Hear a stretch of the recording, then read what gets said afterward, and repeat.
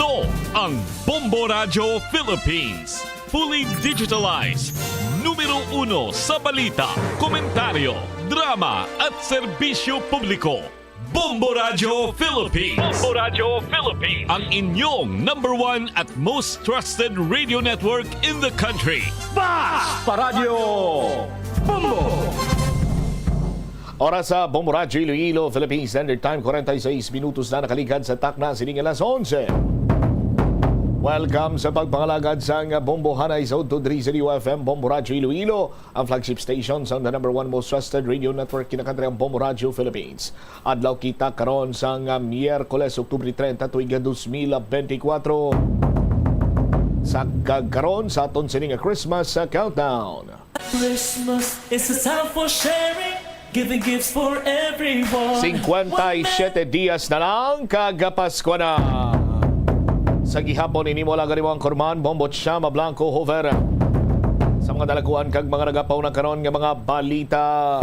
Traffic realignment sa Ungka flyover, hindi sa gihapon makapahagan-hagan sa pagpugok sa trapiko. Pila ka mga pasahero nagpanaog na lamang kag ginpili nga maglakat-lakat.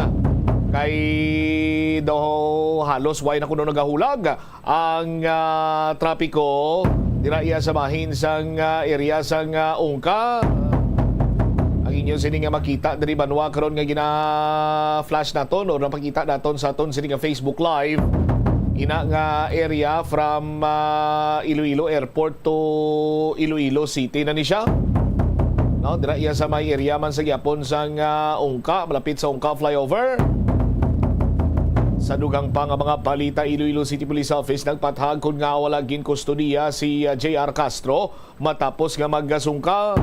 Naibaluan ngayon si J.R. Castro mo ni karon ang ginatudlo kag sandigman sa attorney Sheila Ulid. Nagaako nga siya ang naggalutang patay sa kay former punong barangay Jovan Triste sa San Rafael, Tigbawan, Iloilo. Samtang ang Tigbawan PNP ginmanduan ang punong barangay sa San Rafael nga hindi magakahadlok basi balikan sila ni John Castro. Ini matapos nga nag-surface kag naglakatman gilayon sa police station o kung wala gin kustodiya sa police station number 1. Samtang sa iban pa nga mga talupang doon karon ng mga balita, probinsya sa TK yara sa blue alert status kasunod sa memorandum nga ginpapanahog sa Regional Disaster Risk Reduction Management Council nga magpatigayon ang probinsya sa preemptive evacuation. Sa dugang pa nga mga talupang doon karon nga mga balita, Department of Public Works and Highways magabutang sa Alalay Station kada District Engineering Office agud mag-assist sa mga commuter sa palabuton nga Fiesta Midatay. Sa iban pa nga mga balita, epekto sa Bagyo Christine sa agrikultura sa probinsya sa Iloilo naglabot na sa 23.7 million pesos. Pagpaidalom sa state of calamity, alang-alang pa sa banwasang tubungan na may pilason matapos ginlabo sa iya anak. Kag istoryahan taman karon diri sa aton sini nga pagpangalaga dugang nga mga talupang doon nga mga balita direktamente naman sa bahin karon sa Iloilo City Hall. Ining paghatag sang pondo sa Swedish government para sa feasibility study, no, natuya sa bus rapid transit sa Metro Iloilo permado na subong adlaw.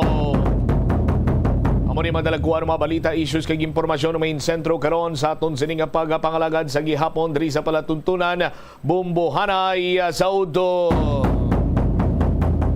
Kag istoryahan taman iban pagid sining mga talupang doon man karon iya nga mga balita.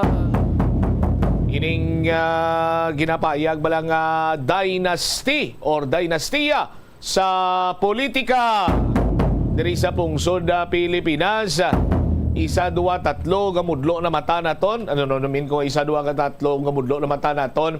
Ang ginanamin ko banwa is that kung makakita kita sing isa, dua, tatlo ngayara sa pwesto palariho sini iya nga apelyido kon magulutod, magiloy, magamay, nagapanghalawhaw na kita gani sa palabuton sini or sa nahibaluan mo blang sa palabuton sini iyang 2025 elections kung palaron, no? Kung palaron, isa ang Tulfo nga apelyido sa pinakadamo nga magapungko sa posisyon sa aton sini iyang mga kabumbo ara ang magulutod nga mga tulpo. Si Montulfo na lang kulang.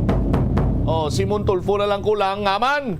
Kay ti ang utod niya nga si Ben, no? Si Ben Tulfo ining bitag bla kag si Erwin Tulfo ti nagapanguna man karon sa mga survey sa aton sini nga mga kauturan. Magluwas sina sa House of Representatives ang asawa ni Senator Raffy Tulfo, no? Si Josephine, Representative Josephine Tulfo, amo man magatiglawas ang party list group. Ang bata niya, si Quezon City Representative Ralph Tulfo, nagapangita man sang re-election. Sa aton sini nga matagpalamati. Kag ang utod ni Senator Raffy Tulfo nga si Wanda Teo nagapapili man bilang first nominee sang ang Turismo Party List Group. Ang iya sini nga bata third nominee pagid.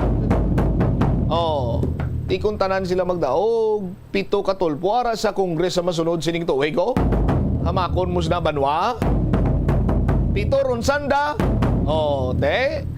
diri iya sa bahin iya sa lokal naton sa lokal sin mambali kawabi nga ti sa nagkalalain sini nga distrito first district yara dira mga garin nagapang halawhaw na kita kay sa first district representative dira si Duk Nanay mapadlagan bata niya board member sa first district. Ang bana niya mayor sa Miagao, no? Ang utod nila mayor man to sa may Gimbal, may pakaisa man sila nga mapapili mayor sa San Joaquin. Din pagid sa aton sini nga mga kuturan vice mayor man ang isa na pagid nila sini kautod. Sa segundo distrito ti daw isa man lang kapilido do gurisita man lang aling ti do duwa lang ni sila. Magbayaw si Mayor Luigi kag si Doc Cathy. Sa third district ang sa mga matagas ka posisyon ti magutod man nagapungko ang gobernador ta dipensor. Ang third district representative si Nonoy Lawrence ti duwalas laya. Kwarto distrito ti ara dira mga biron. No, Congressman Ferge Biron. May mayor man siya nga bata. Utod niya vice mayor pagid. Sa Quinto Distrito, ti 5th District Congressman Buboy Tupas. Galing papilian ni kung Buboy, Vice Governor mo. Sino pagidira? Mapadlagan man na 5th District ang iya sining pakaisa kontra niya. Ang mapadlagan 5th District Representative, asawa niya. Ang kontra sa asawa niya, utod niya. Magbayaw, mabungguanay. Si Manoy Junjun kag si former congressman Rolex Suplico magpakaisaup danay upod man sanda ni former mayor Bing Tupas sa piyak to si Doc Darl mapadlagan man sa pagka board member madlagan man si Bongbong Mayor perti no sa aton sining mga kabumbo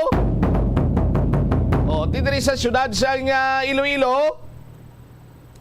Si Mayor Jerry Treñas nagpaiway. Pero kung wala siya nagpaiway, ti lagan sa mayor, bata niya, lagan kongresista, si Inday Raisa, may konsyal pag isang bata, utod ni Inday Raisa, si Miguel, 3. Pero ti subong, 2 lang, kay ti nagpaiway si Mayor Jerry Treñas, bangod niya, dapat paslabiyon ng iya si Kayong Lawas.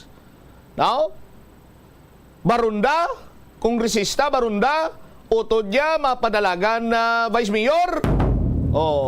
Sino pagid? Ati 2 malang. Vice Mayor subong, Jeffrey Ganson, bata niya, konsyal, si Rodolph Ganson. Hindi man mapauli ang syudad si Iloilo Sa aton sini karon niya nga mga kabumbo. Sa diin pagid ang daw halos na mo damo man sila mga bilyar. 3 nagapangalagad sa aton sini nga mga kabumbo sa Senado sa nakaligad sini nga 2 ka dekada. Ay 4 nga bilyar sa aton sini nga mga tagpalamati sila Piñas Representative Camille Villar. Ti amat-amat naman nga naga sunod sa mga tapak sang iya sini iya nga amay nga ini siyang mangin senador katulad sa iya sini nga anak, katulad sa iya sini nga Eloy Rader. Pero antes sina may senador na kanaan niya nga Villarman, si Senator Mark Villar. Atong tahimik lang bla. Sa aton sini nga mga tagpalamati, ti pananglitan 5 man ni sila mapungko sa masunod sini nga tuig. Sino pagidira ang mga familiar, magluwas sa Tulfo, magluwas sa Villar, abe, sa aton sinigaro niya nga mga kauturan. Tini man paulihi ang Marcos Romualdez clan sang Ilocos Norte, kag Leyte, sa subong man ang mga singson dito sa Ilocosor, Hataman sa Liman, sang Basilan, Ortigas sang La Union, ang mga dis pagid dito sa May Isabela, Tulpo, Pacquiao sang South Cotabato kag Sarangani, kag mga Duterte sa Davao. Sa aton sinikaron niya mga kabumbo, hindi man magkalimtan niya mga Bilmonte, mga Abalos, mga Rebilla, mga Tolentino, mga Ejercito, mga ko dito yes may Basbate, Durano sa Cebu, Dimapuro sa Lanao del Norte, Alonto Adjong sa Lanao del Sur, Ampatuan sa Masturas sa Maguindanao, kag mga tan sa Sulo. Sa din paginabing iban sila Drabanwa, sa aton sinima kuturan nga daw haros sanda-sanda lang iya ang nagapapili man sa mga mataga siniya nga pwesto. At least 5 ka mga Marcos sa karon ang nagapapili banwa sa aton sinima kuturan sa Ilocos Norte to sa local government nila. May 5 man tuya ka mga Romualdez nga nagapapili sa nagkalilaing nga posisyon sa Leyte. Amakon yun sina. Anyway, dugangan nato iban pagid nga mga impormasyon kag balita diri sa aton sini nga palatuntunan na bombuan ay saudto pagkatapos ang Bombo Network News. Naga-subscribe ala ikaw sa mga serbisyo nga wala mo man ginagamit. Halimbawa, ang balayran mo na wala para nga makalantaw ikaw sang movies. Pero sa tuod lang, wala naman ikaw tiyempo nga maglantaw sini. Hapos Ito ang Bombo Radio Philippines. Fully digitalized. Numero 1 sa balita, komentaryo, drama at serbisyo publiko. Bombo Radio Philippines. Bombo Radio Philippines. Ang inyong number 1 at most trusted radio network in the country. Sa Radyo Bombo. This is Bombo Network News Noontime Edition broadcasting live at Bombo Radio Broadcast Center, Makati City, Philippines. Araw ngayon ang Martes, Oktubre 29, taong 2024, 57 days to go bago ang araw ng Pasko. Sa ating mga headlines, sagutan ni na Senator Rizal Tiberos at dating Pangulong Rodrigo Duterte umaani ng samut-saring reaksyon. Yung mga biro ng dating Pangulo ukol sa impyerno naging agaw pansin din. Muling pagkakaungkat na ang umano'y dating relasyon ni dating Pangulong Rodrigo Roa Duterte at PCSO General Manager Garma abay muling nabuhay. Sa ating ulat panahon, Bagyong Leon nagdadala na ng mga pag-ulan sa ilang bahagi ng Eastern Seaboard ng ating bansa.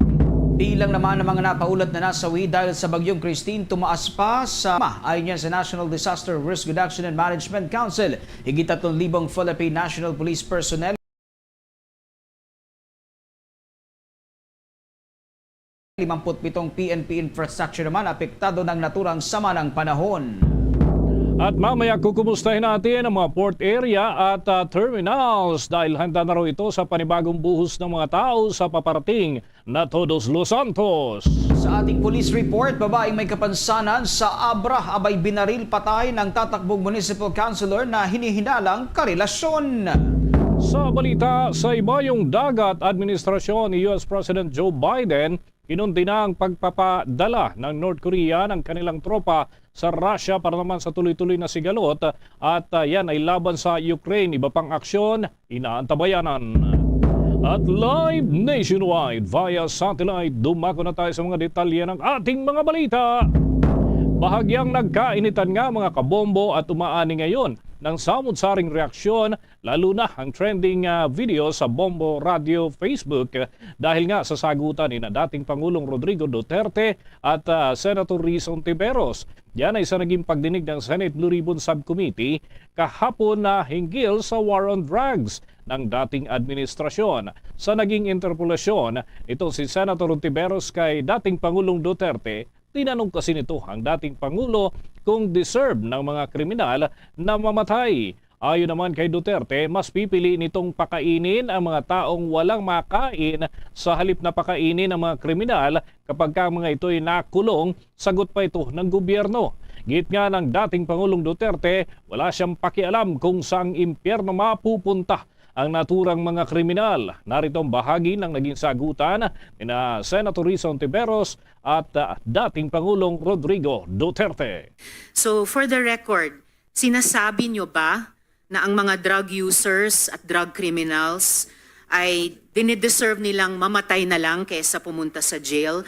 O para i-paraphrase ko si Patricia Evangelista, do some people need killing, Mr. Duterte? Ma'am, presidente ako. Nagagastos ako sa gobyerno. Bakit ako magbubuhay sa mga putang inang yan? Kung yung pera na ipapakain ko dyan sa preso, ibigay ko na lang doon sa mga tao dyan sa walang bigat. So mas okay Walang pong trabaho. patayin sila kaysa Wala ipreso akong sila? pakialam dyan sa kriminal. Bahagian mga kabombo ng sagutan ni na dating Pangulong Rodrigo Duterte sa pagtatanong ni Senator Rizon Tiberos. Kagad namang binara ng senadora itong si dating Pangulong Duterte at sinabing walang jurisdiksyon ang mataas na kapulungan ng Kongreso sa impyerno na binabanggit ng dating presidente. Punto naman ni Duterte na doon sila pupunta sa impyerno at sumagot kagad itong si Senator Tiberos na wala siyang ambisyon na doon mapunta. Sumagot naman si dating Pangulong Duterte na hihintayin niya si Tiberos sa impyerno. Narito pa ang mainit na balitaktakan ng dalawang opisyal o dating opisyal at ang kasalukuyang senador na si Tiberos. So thank you for making that of record. Alam sa kriminal kung saan silang impernong gusto nilang pumunta. Well, Mr. Chair, for the record, You make your own history in this planet. yes, Mr. Yun Chair. ang gusto nilang mangyari. Doon sila sa impyerno at doon tayo magkita. Well, Mr. Chair, wala namang jurisdiction ng Senado sa impyerno. Dito lang sa bansa natin pwede tayong mag-investigate. Ba't doon tayo pupunta? Well, wala po akong ambisyon pumuntang impyerno pa. Pero Mr. Chair, ang hirain punto kita, lang ma'am. nito, ang Bahagian ang balitaktakan ng dalawang personalidad mga kabombo, si dating Pangulong Duterte at si Senator Tiberos. Kaugnay nito ay umasa naman ng senador na nasaksihan ng Department of Justice ang pag-amin ng dating presidente na may kinalaman nga sa mga kriminal na aktibidad ang dating opisyal. Bagay na ipinagtataka naman daw ni Duterte kung bakit hanggang ngayon ay wala pa rin kasong inihahain laban sa kanya ang Justice Department gayong matagal na ang sinasabi ng mga pagpatay na kanyang kinasasangkutan. Narito pa ang mga sagutan ni na Senator Tiberos at dating Pangulong Duterte. Ang punto lang nito ay nung magsisimula ang anumang police operations, drug-related police operations, supposed to be at sinabi ng mga resource persons, merong pong manual of operations, merong continuum of force sa pag-enforce implement ng police anti-drug operation. So, ang premise is, yun na nga, arrest muna at build the case. Well, Mr. Chair, no, as a final word, I hope and I imagine that the Department of Justice is watching dahil ang daming admissions ng dating presidente involving criminal acts. Sa kasaysayan na lang po maghuhusga. Salamat kayo, Mr. Chair. Matagal na ako pumapatay ng tao hanggang ngayon hindi pa sila nakapile ng kaso. Mr. Chair, another addition to the list that's growing by the minute. Huwag na tayo magdrama dito. Tapusin na natin itong istorya na ito dito sa Pilipinas. For the record, Mr. President, wala. Kasi naawa ako dito sa mga pulis. Sa totoo lang, naawa ako sa mga pulis, pati sundalo. Lagi pa yan, mga kabombo ng balitaktakan, nina Senator Ontiveros at dating Pangulong Rodrigo Duterte at narinig din ang tinig ni Senator Aquilino Coco Pimentel III. Samantala, bahagya namang nahinto si dating Pangulong Rodrigo Roa Duterte nang tanungin ni Senador Jinggoy Estrada kung niligawan ba nito si dating Philippine Charity Sweepstakes Office General Manager at retired Police Colonel Ruyina Garma. Humarap kasi ang dating Pangulo sa unang pagdinig ng Senate Blue Ribbon Subcommittee hinggil sa mga usaping nakapaloob sa war on drugs ng kanyang administrasyon. Sa naging interpelasyon ni Estrada, tinanong nito ang dating Pangulo kung paano niya nakilala itong si Garma. Narito naman ang naging pagtatanong ni Estrada sa dating Pangulo. Mr. President, pero gaano niyo po kakilala itong si Colonel Garma? At kailan niyo po siya nakilala? Saan ba ito nagka-problema itong babae na ito? Hiwalay ito sa asawa eh. Si Niligawan niya po? Si Bilila. Niligawan niya po? Sino? Si Garma?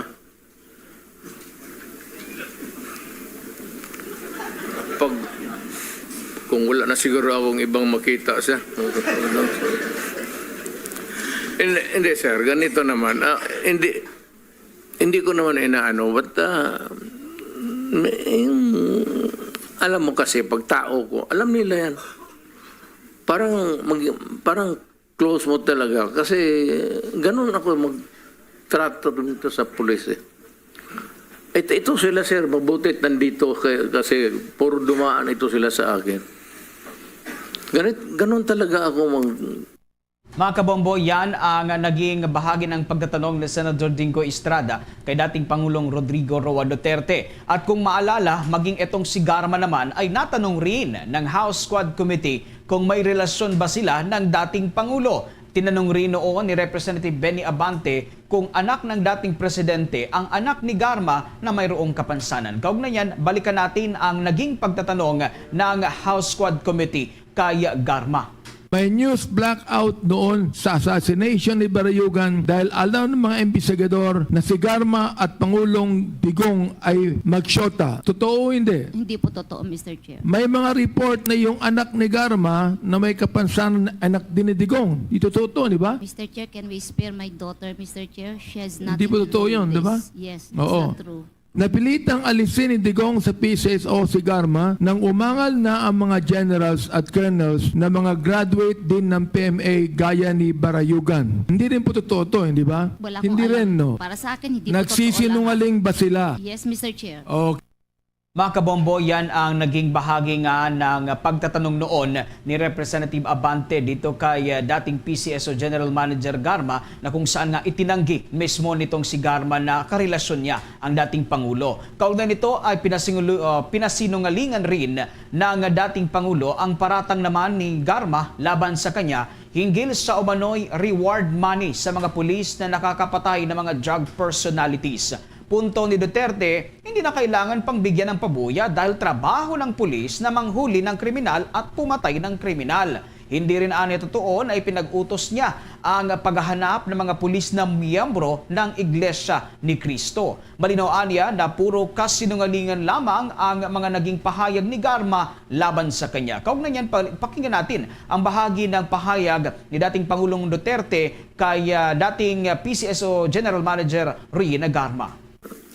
Pero bakit ho siya nagsasalita ng nagbibigay po ng revelation doon sa Quadcom na sinasabi nyo hindi po totoo na tinawagan nyo po siya noong May of 2016 at nagpapahanap po kayo ng isang police officer na miyembro ng INC?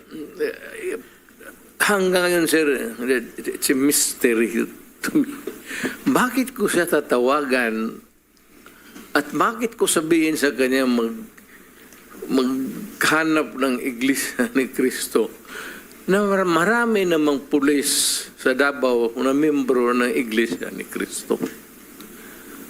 Why would I specify a person belonging to a religious sect when, as a matter of fact, there are a lot of policemen who are members of the Iglesia ni Cristo in Davao City? What would be the point of asking for a special person? Hanggang ngayon, sir, hindi ko nga mafatong.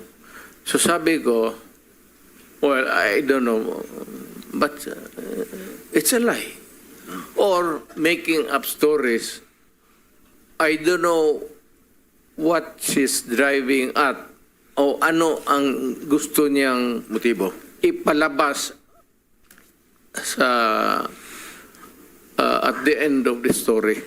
Yan ang naging bahagi ng paliwanag ng dating Pangulo hinggil yan sa mga paratang na ibinabato laban sa kanya ni dating Philippine Charity Sweepstakes Office General Manager Rowena Garma.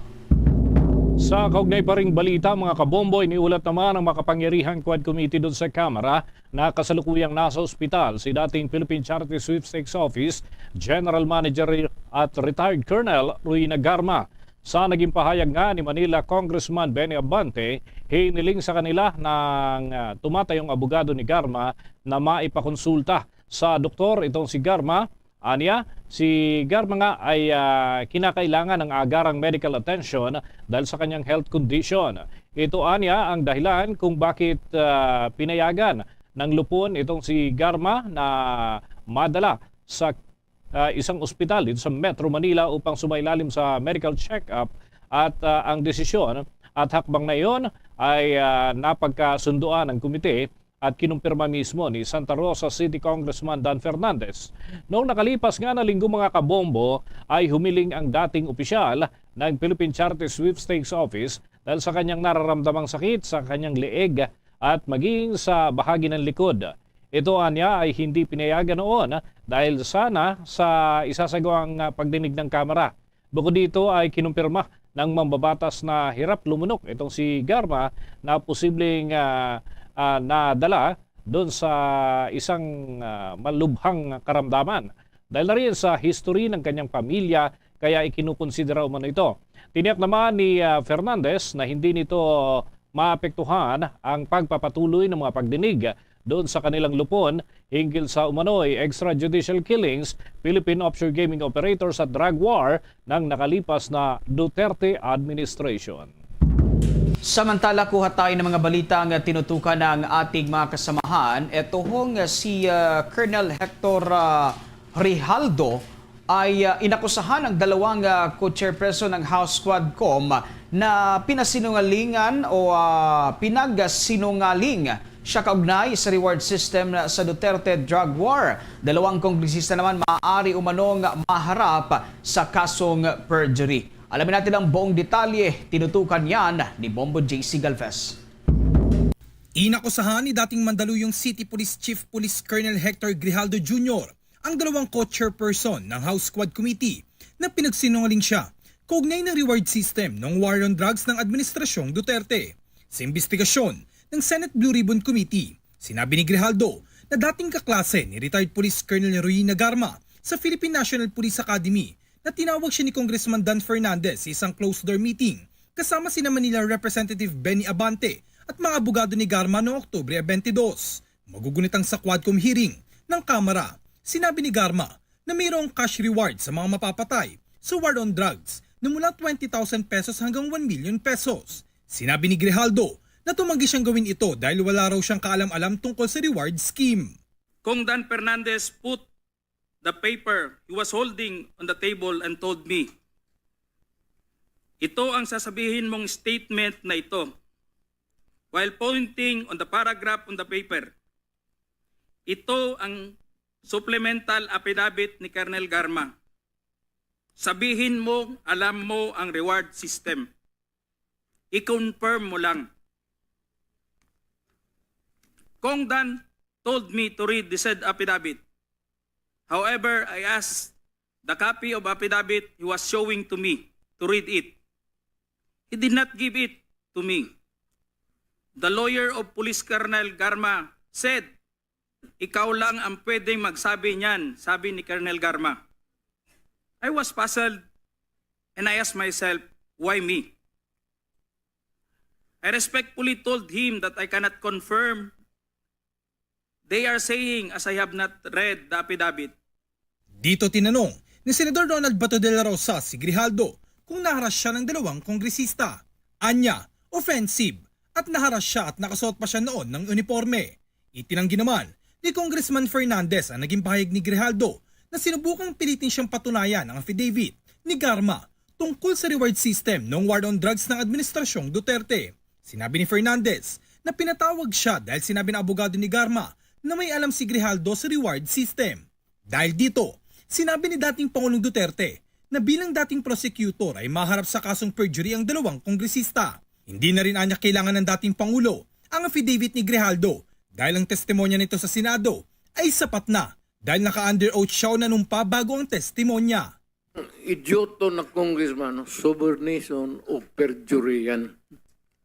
He was suggesting, the mere suggestion of what he wants you to do is already a crime.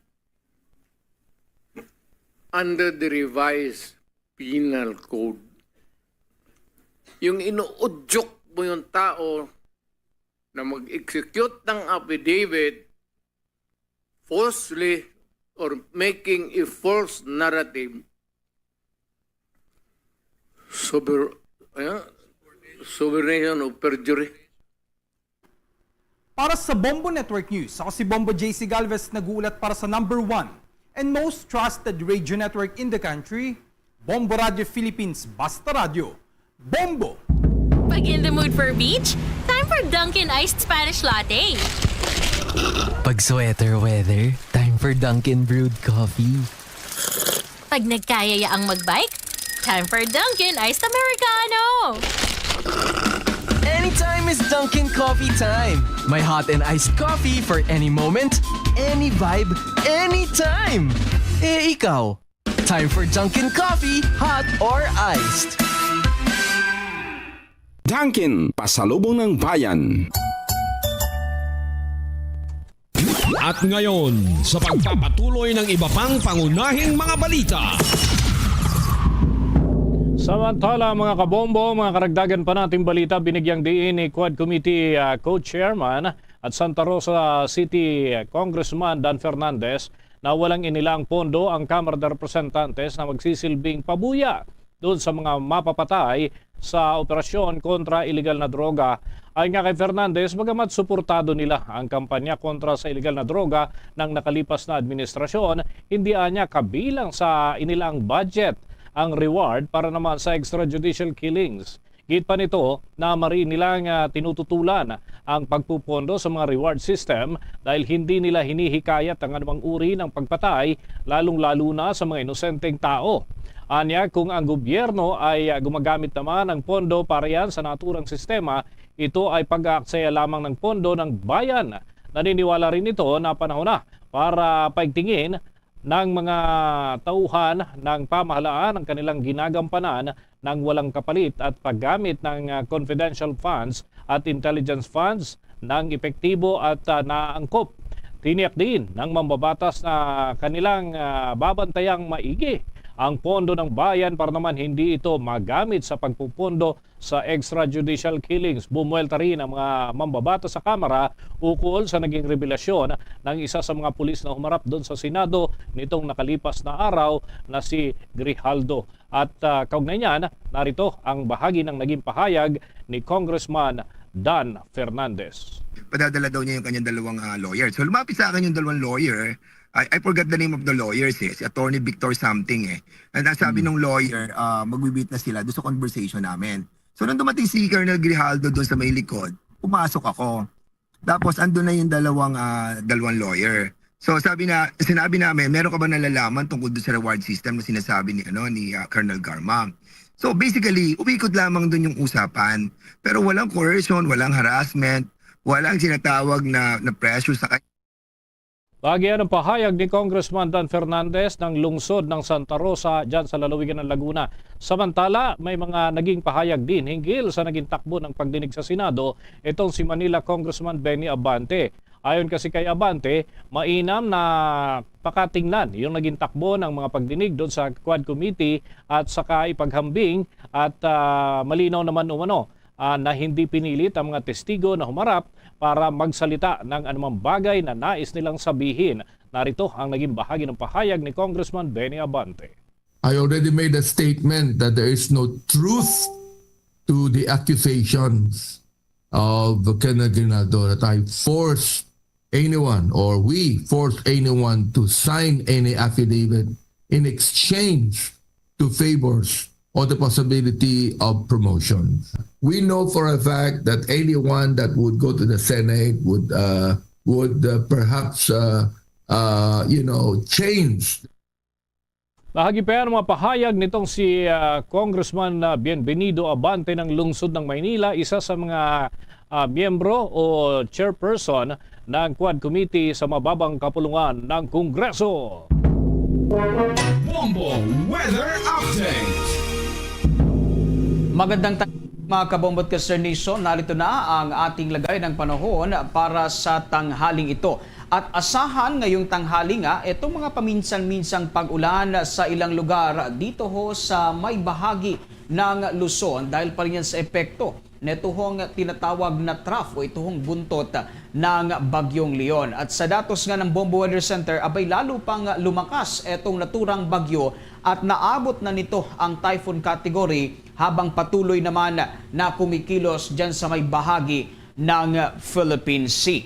At huling namataan ang sentro ng naturang bagyo sa layong 555 km east ng Tuguegarao City sa lalawigan ng Cagayan. Taglay nito ang lakas ng hangin na umaabot sa 130 km per hour malapit sa gitna at pagbugsong pumapalo na umaabot na rin sa 160 km per hour. Habang patuloy nga na kumikilos ang naturang bagyo pa west-northwestward sa bilis na 10 km per hour.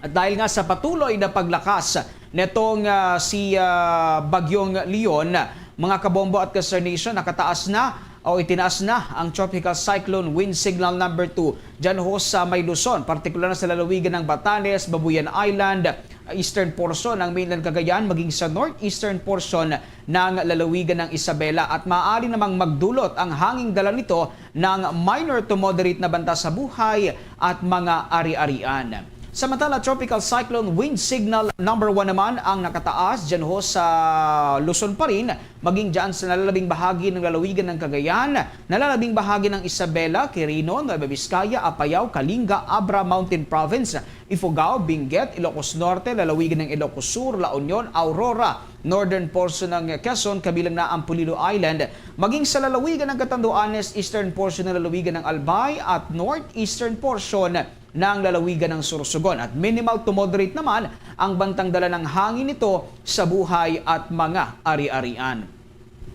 Ngayong tanghali nga mga kabombo ay asahan na ang bagyang maulap na kalangitan at paminsan-minsan manghihinang mga pag-ulan dito sa may bahagi ng Bataan, Metro Manila at maging dyan sa Calabarzon, Mimaropa, sa Bicol Region, Visayas, Dinagat Island, Surigao del Norte at Camiguin, dahil pa rin yan nga dito sa trough ng naturang bagyo. At tutumbukin nga mga kabomot ka Sir Nation itong bagyong si Leon ang Taiwan at inaasahang magla-landfall naman dito doon sa kalupaan ng Taiwan sa araw ng sa Huwebes ng hapon o Huwebes ng gabi. At saka naman ito lalabas sa Philippine Area of Responsibility pagsapit naman niya ng Huwebes ng gabi o kaya naman ay Biyernes ng madaling araw. Okay, Bombo Vic, nais ko lamang malaman hanggang kailan pa mananatili sa Philippine Area of Responsibility ang naturang bagyo dahil hindi lubos na mapanatag yung kalooban ng ating mga kababayan hanggat nananatili ito dito sa ating Philippine territory, Bombo Vic. Bombo Dennis, nabanggit nga natin kanina na posibleng Huwebes pa o Biyernes na madaling araw lumabas ng Philippine Area of Responsibility at depende pa rin ito, Bombo Dennis, doon sa galaw at bilis ng naturang bagyo. As of now, Bombo Dennis, nasa 10 km per hour pa lamang itong pagkilos itong galaw nito. Napaka mabagal ito, Bombo Dennis, kumpara doon sa mga nakalipas na bagyong nagdaan na umaabot ng 20 hanggang 30 km per hour yung bilis, Bombo Dennis. Okay, with that, maraming salamat, Bombo Vic. Yan muna ang aking ulat panahon. Balik sa iyo, Bombo Dennis. Sa mga karagdagan pa natin balita, personal na nagtungo sa Talisay, Batangas, si dating Pangulong Rodrigo Duterte. Dito ay nakiramay ang dating presidente sa mga pamilya ng mga biktima ng Bagyong Christine na namatay mula sa landslide na naitala naman noong 24 ng Oktubre ng taong kasalukuyan, partikular na sa Barangay Sampaloc, Talisay, Batangas. Kasama niya ang pangkat mula yan sa Office of the Vice President, Special Projects Division at Public Assistance Division para naman magbigay ng burial assistance para sa mga apektadong pamilya. Sumali rin ang dating Pangulo sa relief operations ng Office of the Vice President, Disaster Operations Center sa ibang evacuation centers. Doon pa rin yan sa Talisay at maging sa Laurel sa probinsya ng Batangas. Si dating Pangulong Duterte kasama ang mga opisyal ng Office of the Vice President sa pangunguna ni Director for Operations Norman Baloro at Aymar Hepe ng Office of the Vice President Documents and other concerns ay nagabot din ng burial assistance sa pamilya ng mga biktima ng landslide. Nakisa rin si dating Pangulong Rodrigo Duterte sa relief operations ng Office of the Vice President sa iba pang mga evacuation centers doon sa Talisay at maging sa kalapit na mga lugar. Mahigit 1,400 families ang nabigyan ng relief bags sa mga nasabing lokalidad dyan pa rin sa lalawigan ng Batangas. Bombo International News. Mariing kinundina ng United States at ni US President Joe Biden ang naging aksyon ng Russia at North Korea na magpadala ng North Korean military troops sa Russia para maging karagdagang lakas militar kontra yan sa bansang Ukraine na patuloy sa patuloy na sigalot sa pagitan ng dalawang mga bansa. Sa naging pahayag ni United States Rear Admiral John Kirby, ito ay nakakaalarma dahil maaaring magkaroon ng engagement ang mga North Korean military troops sa isang combat kontra yan sa Ukraine. Nagkaroon na rin ng briefing ang US sa Ukraine para mabigyang kaalaman ang mga Ukrainian military troops sa mga hakbang na ito ng Russia. Kaugnay niyan, pakinggan natin ang bahagi ng pahayag ni US Rear Admiral John Kirby. We do not yet know whether these soldiers will enter into combat alongside the Russian military, but this is certainly a highly concerning probability. After completing training, these soldiers could travel to Western Russia and then engage in combat against the Ukrainian military. We have briefed the Ukrainian government on our understanding of this situation, and we're certainly consulting closely with other allies, partners, and countries in the region on the implications of such a dramatic move and on how we might. Samantala sa kabila ng kanilang pakikipag-usap sa bansang Ukraine para sa nasabing sitwasyon, patuloy pa rin sa pagmumonitor ang kanilang mga ahensya para mas mapaghandaan ito kung sakali mang sumali ang mga ito sa napipitong gera dito sa pagitan pa rin ng Ukraine at Russia. Nagpapakita lamang din aniya ang mga sitwasyong ito ng pagiging desperado ng Russia na manalo kontra Ukraine sa kabila ng mga nagiging pagtaas ng bilang ng mga casualties sa kanilang mga militar. Kaugnayan, balikan pa natin ang patuloy na pahayag ni US Rear Admiral Johnny Kirby. We will continue to monitor this situation closely. But let's be clear. If North Korean soldiers do enter into combat, this development would demonstrate Russia's growing desperation in its war against Ukraine. Russia is suffering extraordinary casualties on the battlefield every single day. But President Putin appears intent on continuing this war. Bahagi ng pahayag ni United States Rear Admiral John Kirby. Ang mga balita sa ibayong dagat, inanunsyo naman ng Estados Unidos sa pangatlong maritime dialogue ang pagbibigay ng $8 million o halos 450 million pesos para yan sa pagpopondo naman ng modernization ng Philippine Coast Guard. Ayon sa U.S. Department of State's Bureau of International Narcotics and Law Enforcement, ang pondo na ito ay ibibigay para yan sa pagsasaayos ng mga infrastruktura, pagpapaunlad ng training program, pagguha ng mga materyales at para sa mga pagpaplano ng pamahalaan sa Philippine Coast Guard Modernization. Binigyang pansin din nila ang pag-uusap ng dalawang bansa pagdating sa pagpapatatag sa pagsunod sa international law. Natalakay rin nila Department of Foreign Affairs Assistant Secretary at para yan sa Maritime at Ocean Affairs Marshal Luis Alferez at U.S. Department of State Deputy Assistant Secretary Malet Mesfin ang kasalukuyang pag-usuri ng mga cooperative efforts sa takbang ng dalawang bansa para yan sa mga napapanahong hamon na kinakaharap sa pagdating sa maritime concerns, partikular patungkol pa rin yan sa usapin sa West Philippine Sea. Paano naman tayo mga kabombo, mga ka-Star Nation, ang mga karagdagan pan-report mula sa ating mga kasamahan? Ilang mga terminals dito sa Metro Manila lalo na at pati na yung iba pang mga pantalan ay inaasahan at pinaghahandaan yung panibagong buhos ng mga biyahero. Kumustahin natin yan sa pag-ulat ni Bombo Bea Pinisa. Nakapaghanda na ng maigi ang ilang mga bus terminal at pantalan dito sa Maynila para sa mga pasaherong uuwi sa kani-kanilang mga probinsya ilang araw bago ang undas sa susunod na buwan. Gaya nga ng isang bus terminal dito sa Pasay City, sa ngayon daw ay normal na sitwasyon pa ang dami ng tao na mga nauwi sa kanilang mga probinsya dito sa kanilang estasyon. Ani naman ni Nelson Danieles na isang terminal master sa isang bus station dito sa Pasay, inaasahan nila na dadami ang daloy ng tao sa mga susunod na araw simula bukas, Miyerkules hanggang Biyernes. Hindi pa gaano. Normal situation pa yung kung araw na itong Lunes. Mga sa 30, 30, 31. Hindi ko matsansa yung buhos ng tao niyan pag yung mundas. Dagdag pa ni Danieles, may sapat na unit umano ng bus ang kanilang terminal para mapaunlakan lahat ng pasahero. Gayong nasa first come first serve basis naman daw ang sistema ng kanilang bus station para makasakay ang lahat ng nais umuwi ng kanilang mga probinsya. Marami naman pong unit na nakasupply na bus para pauwi sa probinsya. Sa ngayon ay natanggap na ang ilang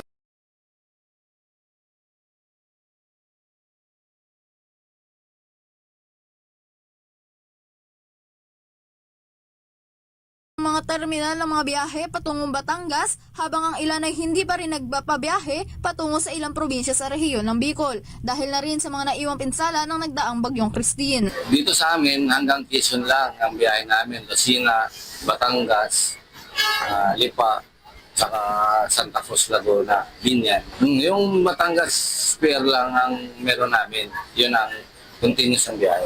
Payo naman ni Daniela sa mga pasaherong uuwi ngayong undas?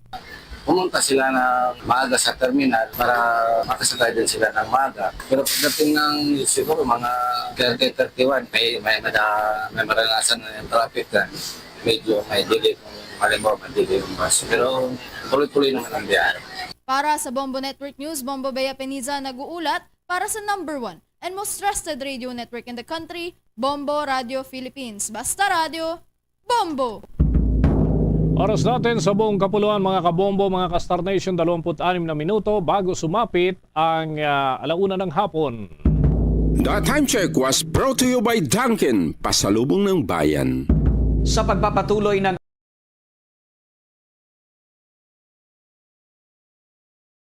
ang ating mga balita, binigyang diin ni Pangulong Ferdinand Marcos Jr. na walang alinmang komunidad ang mapag-iiwanan sa gitna yan ng itinataguyod ng kanyang administrasyon na may kaugnayan sa anti-poverty. Ang pahayag na ginawa ng punong ekotibo sa gitna ng muling pagtitiyak nitong hindi kailanman dapat mangyari na may isang Pilipinong gutom. Patunay ayon sa Presidente ang nilagdaang Enhanced Partnership Against Hunger and Poverty para ipakita ang dedikasyon ng kanyang pamahalaan upang labanan ang kagutuman at kahirapan.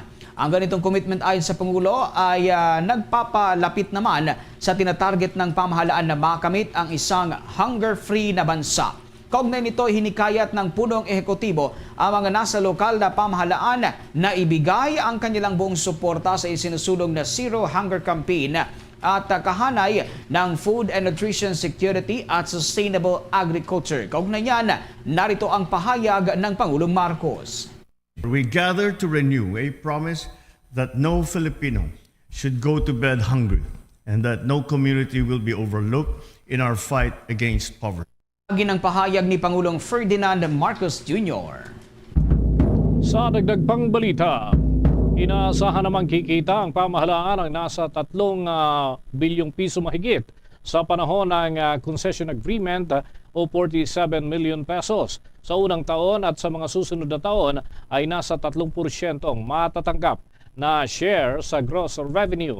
Ito ay kasunod na rin ang paglagda ng Department of Transportation, Civil Aviation Authority of the Philippines at ganun din ng ilang pribadong kumpanya para sa 30 taon ng Lagindingan International Airport Public-Private Partnership Project at yan ay isang concession agreement doon sa naturang kumpanya kung saan silang mamamahala sa maintenance at operasyon ng paliparan sa lubyan ng 30 taon.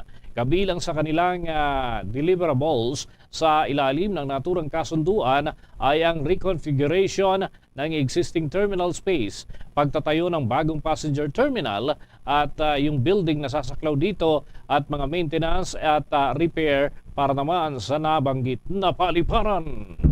Sa iba pang mga balita, unti-unti nang bumabalik sa normal ang operasyon ng mga pantalan sa ating bansa. Ito nga ay matapos ang pananalasa ng Bagyong Christine. Ayon kay Department of Transportation Secretary Jaime Bautista, nasa 100 mga seaports sa bansa ang nagkaroon ng minor damage sa nagdaang bagyo at tinatayag aabot sa 100 hanggang 110 million pesos ang iniwang danyos ng naturang sama ng panahon. Sa ngayon, sinisimula na rin ng Philippine Ports Authority na kumpunihin ang mga nasira ng naturang bagyo. Samantala hanggang sa ngayon ay mahaba pa rin aniya ang pila ng mga sasakyan sa Matnog Port at patungong Allen Samar, kaya hindi pa matiyak ng ahensya kung kailan maibabalik sa normal ang mga biyahe ng mga roro. Tuloy-tuloy pa tayo sa ating mga balita. Naitala mga kabombo ng Commission on Elections ang halos 5 milyon na pagtaas sa mga registered voters para naman sa eleksyon sa darating na taong 2025. Sa kasalukuyan ay mahigit 68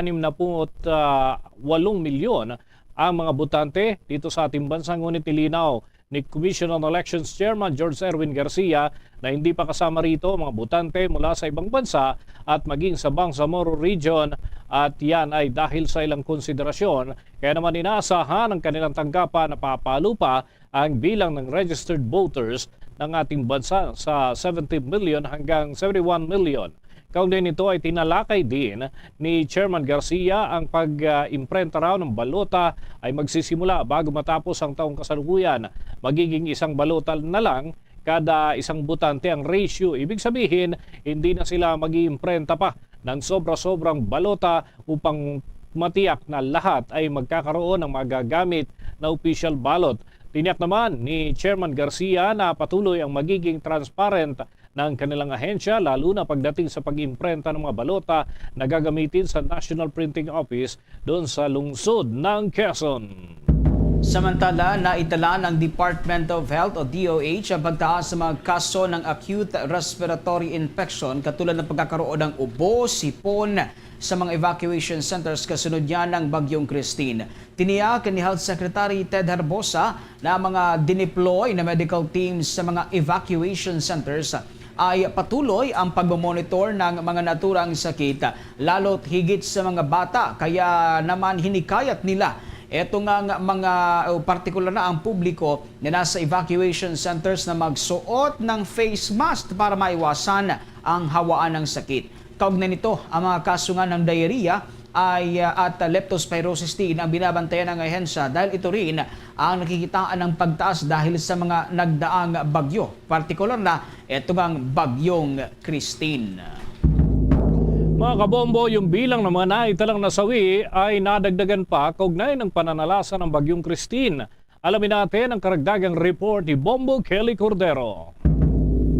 Tumaas pa sa bilang na 125 ang mga naiulat na nasawi dahil sa Bagyong Christine. Batayan sa datos ng National Disaster Risk Reduction and Management Council. Sa nasabing bilang, kumpirmadong nasawi dahil sa bagyo ang 14 dito. Ayon pa sa NDRRMC, 28 ang patuloy na pinaghahanap pa at 115 din ang naiulat nilang nasaktan. Samantala, patuloy naman ang isinasagawang humanitarian assistance at disaster response ng Philippine National Police sa mga apektadong lugar. Ayon kay PNP Public Information Office Chief at Spokesperson Police Brigadier General Jean Fajardo, kasalukuyang nakadeploy ang halos 5,000 kapulisan sa iba't ibang apektadong lugar. Tiniyak din niya na may naka-reserve na standby forces sa oras na kakailanganin ng augmentation, partikular na sa Bicol Region. Ani Fajardo, nakapagtala rin sila ng nasa 3,063 ng mga apektadong PNP personnel. 2,913 dito ang uniform personnel at ang mga hindi uniform personnel naman ay nasa 150. Habang ang napinsalang PNP infrastructure naman ay nasa 57 na aabot ang halaga sa nasa 4,465,000. Short meeting po ang ating GPNP at pinag-usapan po niya na gusto po niya, if possible po na starting tomorrow po ay maibigay na po yung mga financial assistance, particularly doon na po sa mga PNP personnel na naapektuhan po ng bagyo. And at the same time po ay tinitignan din po yung possibility po na makasay doon sa financial assistance is yung calamity loan na no interest na calamity loan na po pwede po ma-extend po sa ating mga affected PNP personnel. Para sa Bombo Network News, Bombo Kelly Cordero nag-uulat para sa #1 and most trusted radio network in the country, Bombo Radio Philippines. Basta Radio, Bombo! Kaugnay pa rin yan mga kabombo, yung pinsalang iniwan ng Bagyong Christine sa sektor ng agrikultura sa Bicol Region. Pumapalo na ito ng 2.1 billion pesos. May balita ang Bombo Radio Legazpi. Pumalo pa sa mahigit 2.1 billion pesos ang pinsala na iniwan ng Bagyong Christine sa sektor ng agrikultura sa Bicol Region na ayon kay Department of Agriculture Bicol spokesperson Lovelia Green sa panayam ng Bombo Radio Legazpi na sa naturang bilang nasa 1.8 billion pesos ang pinsala sa palayan. Nabatid kasi na karamihan sa mga palayan ay nalubog sa baha. Batay sa tala ng tanggapan ay pinakamalaki ang pinsala sa lalawigan ng Camarines Sur na nasa 926 million pesos na sinusundan naman ng lalawigan ng Albay na matindi ring napinsala ng naturang sama ng panahon. Maliban pa dito ay napinsala rin ang ilang mga palaisdaan sa lalawigan na ayon kay Gori na hanggang sa kasalukuyan ay hinihintay pa rin ang tanggapan ng ulat mula sa iba pang mga bayan. Samantala, unti-unti na rin anyang nagbibigay ng asistensya ang Department of Agriculture sa mga apektadong magsasaka at mangingisda upang matulungan na makabangon ng mga ito. Lalo pa na nabatid na nasa 90.8 million pesos rin na ang naging pinsala sa fisheries sector sa rehiyon. Nag-abot na po sa 2.1 billion ang damages and Camarines Sur 926,335,446 pesos yung damage. 18,000 hectares damage kasi naman talaga hanggang ngayon submerged pa sa flood itong karamihan ng mga rice areas dito sa Camsur. Para sa Bombo Network News, mula rito sa Bombo Radio Legazpi, ito si Bombo Romela Sakayan Wandasa nag-uulat for the #1 and most trusted radio network in the country, Bombo Radio Philippines. Basta Radio, Bombo! Bombo Police Report. Ito namang babaeng may kapansanan dyan ho sa Abra, binaril patay ng tatakbong municipal councilor na hinihinalang karelasyon nito. Alamin natin ang buong detalye, tinutukan yan ng Bombo Radio Vegan. Patay sa pamamaril ng kanyang hinihinalang karelasyon ng isang babaeng may kapansanan sa Sitio Barangay Bagalay, Tayum, Abra. Nakilalang biktima na si Florida Alcaide Teneza, 39 anyos, residente ng Barangay Tayum. Ang suspect naman ay nakilalang si Bobby Briosos alias Bob, kumakandidato bilang municipal councilor sa bayan ng Dolores para sa 2025 national and local elections at residente ng Barangay Mudiit, Dolores sa nasabing lalawigan. Sa panayam ng Bombo Radio Vegan kay Police Lieutenant Colonel Daniel Pel-A ng Abra Police Provincial Office, nasa loob ng kanyang tahanan ng biktima kasamang anak nitong isa ring pipi nang binaril ito ng suspect sa pamamagitan ng caliber 45 na sanhi ng kanyang agarang pagkamatay.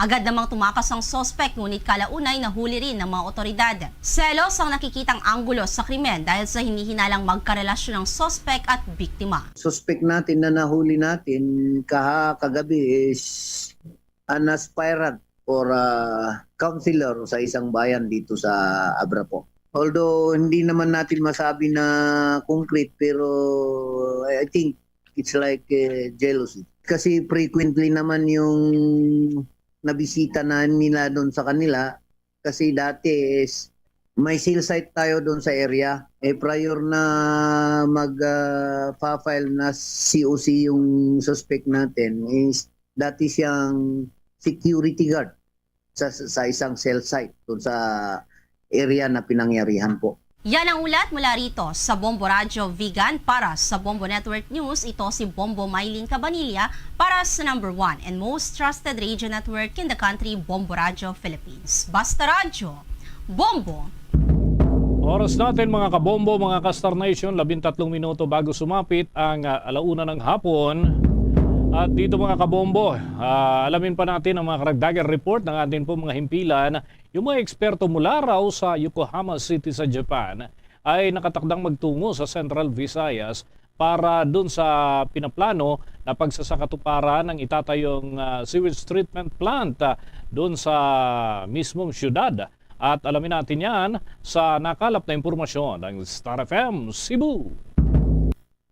Inanunsyo ni Cebu City Mayor Raymond Alvin Garcia ng mga eksperto mula sa Yokohama City, Japan ay magtungo nitong lungsod upang trabahuin ang pagsasakatuparan ng pagtatayo ng isang sewage treatment plant dito. Sinabi pa ni Garcia na tutulungan ng nasabing sister city ang lungsod na matukoy kung ilan at kung saan itatayo ang mga sewage treatment plants. Ginawa nito ang anunsyo kasunod na rin ang kanyang kamakailang pagdalo noong nakaraang linggo sa 13th Asia Smart Cities Conference sa Yokohama City. Sa ngayon ay magtatayo ng sewage treatment plant kasama ang Metro Cebu Water District habang magsasagawa ng pag-aaral ang Yokohama City. Ayon pa sa opisyal na mahalaga sa lungsod ang ginawang pagtitipon sa bansang Japan dahil umano ay nagbubukas ito ng pinto sa mga smarter infrastructure, green solutions at mas matibay na relasyon sa buong Asia. Idinagdag pa nito na mahalaga din ang pagkakaisa lalo na't may kinakaharap na mga hamon gaya na lamang ng climate change at mga epekto ng natural na kalamidad.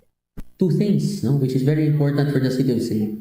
Number one is the grant of JICA in the amount of 1 billion pesos for the wastewater treatment plant that will be located in the North Reclamation area. On November 7 or 8, they are coming here to talk more on that particular project because it's still in the design phase. And the second that we discussed, they will be conducting a sewerage master plan for the entire city of Cebu, which will be done by JICA in the city of Yokohama for free.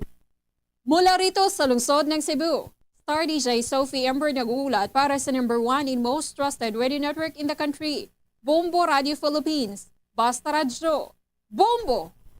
Etong si dating Pangulong Rodrigo Roa Duterte, abay tila pinahanga pa raw itong mga taga-suporta sa ginawang pagharap at pagsagot sa Senate Blue Ribbon Subcommittee hinggil yan sa war on drugs ng kanyang administrasyon ayon yan sa isang constitutional lawyer. Alamin natin ang buong detalye ng balitang yan, tinutukan ng Bombo Radio Dagupan.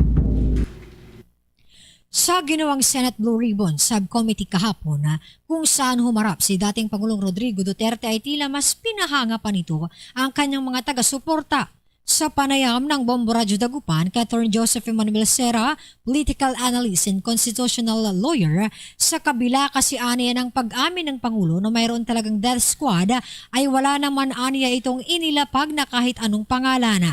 Gaya na lamang ng mga napapaulat na uniform personnel ang ilan sa mga ito at may reward money pang natatanggap. Ayon sa statement ng Pangulo, may mga mayayaman ng mga ito at hindi na kinailangan pa ng reward money.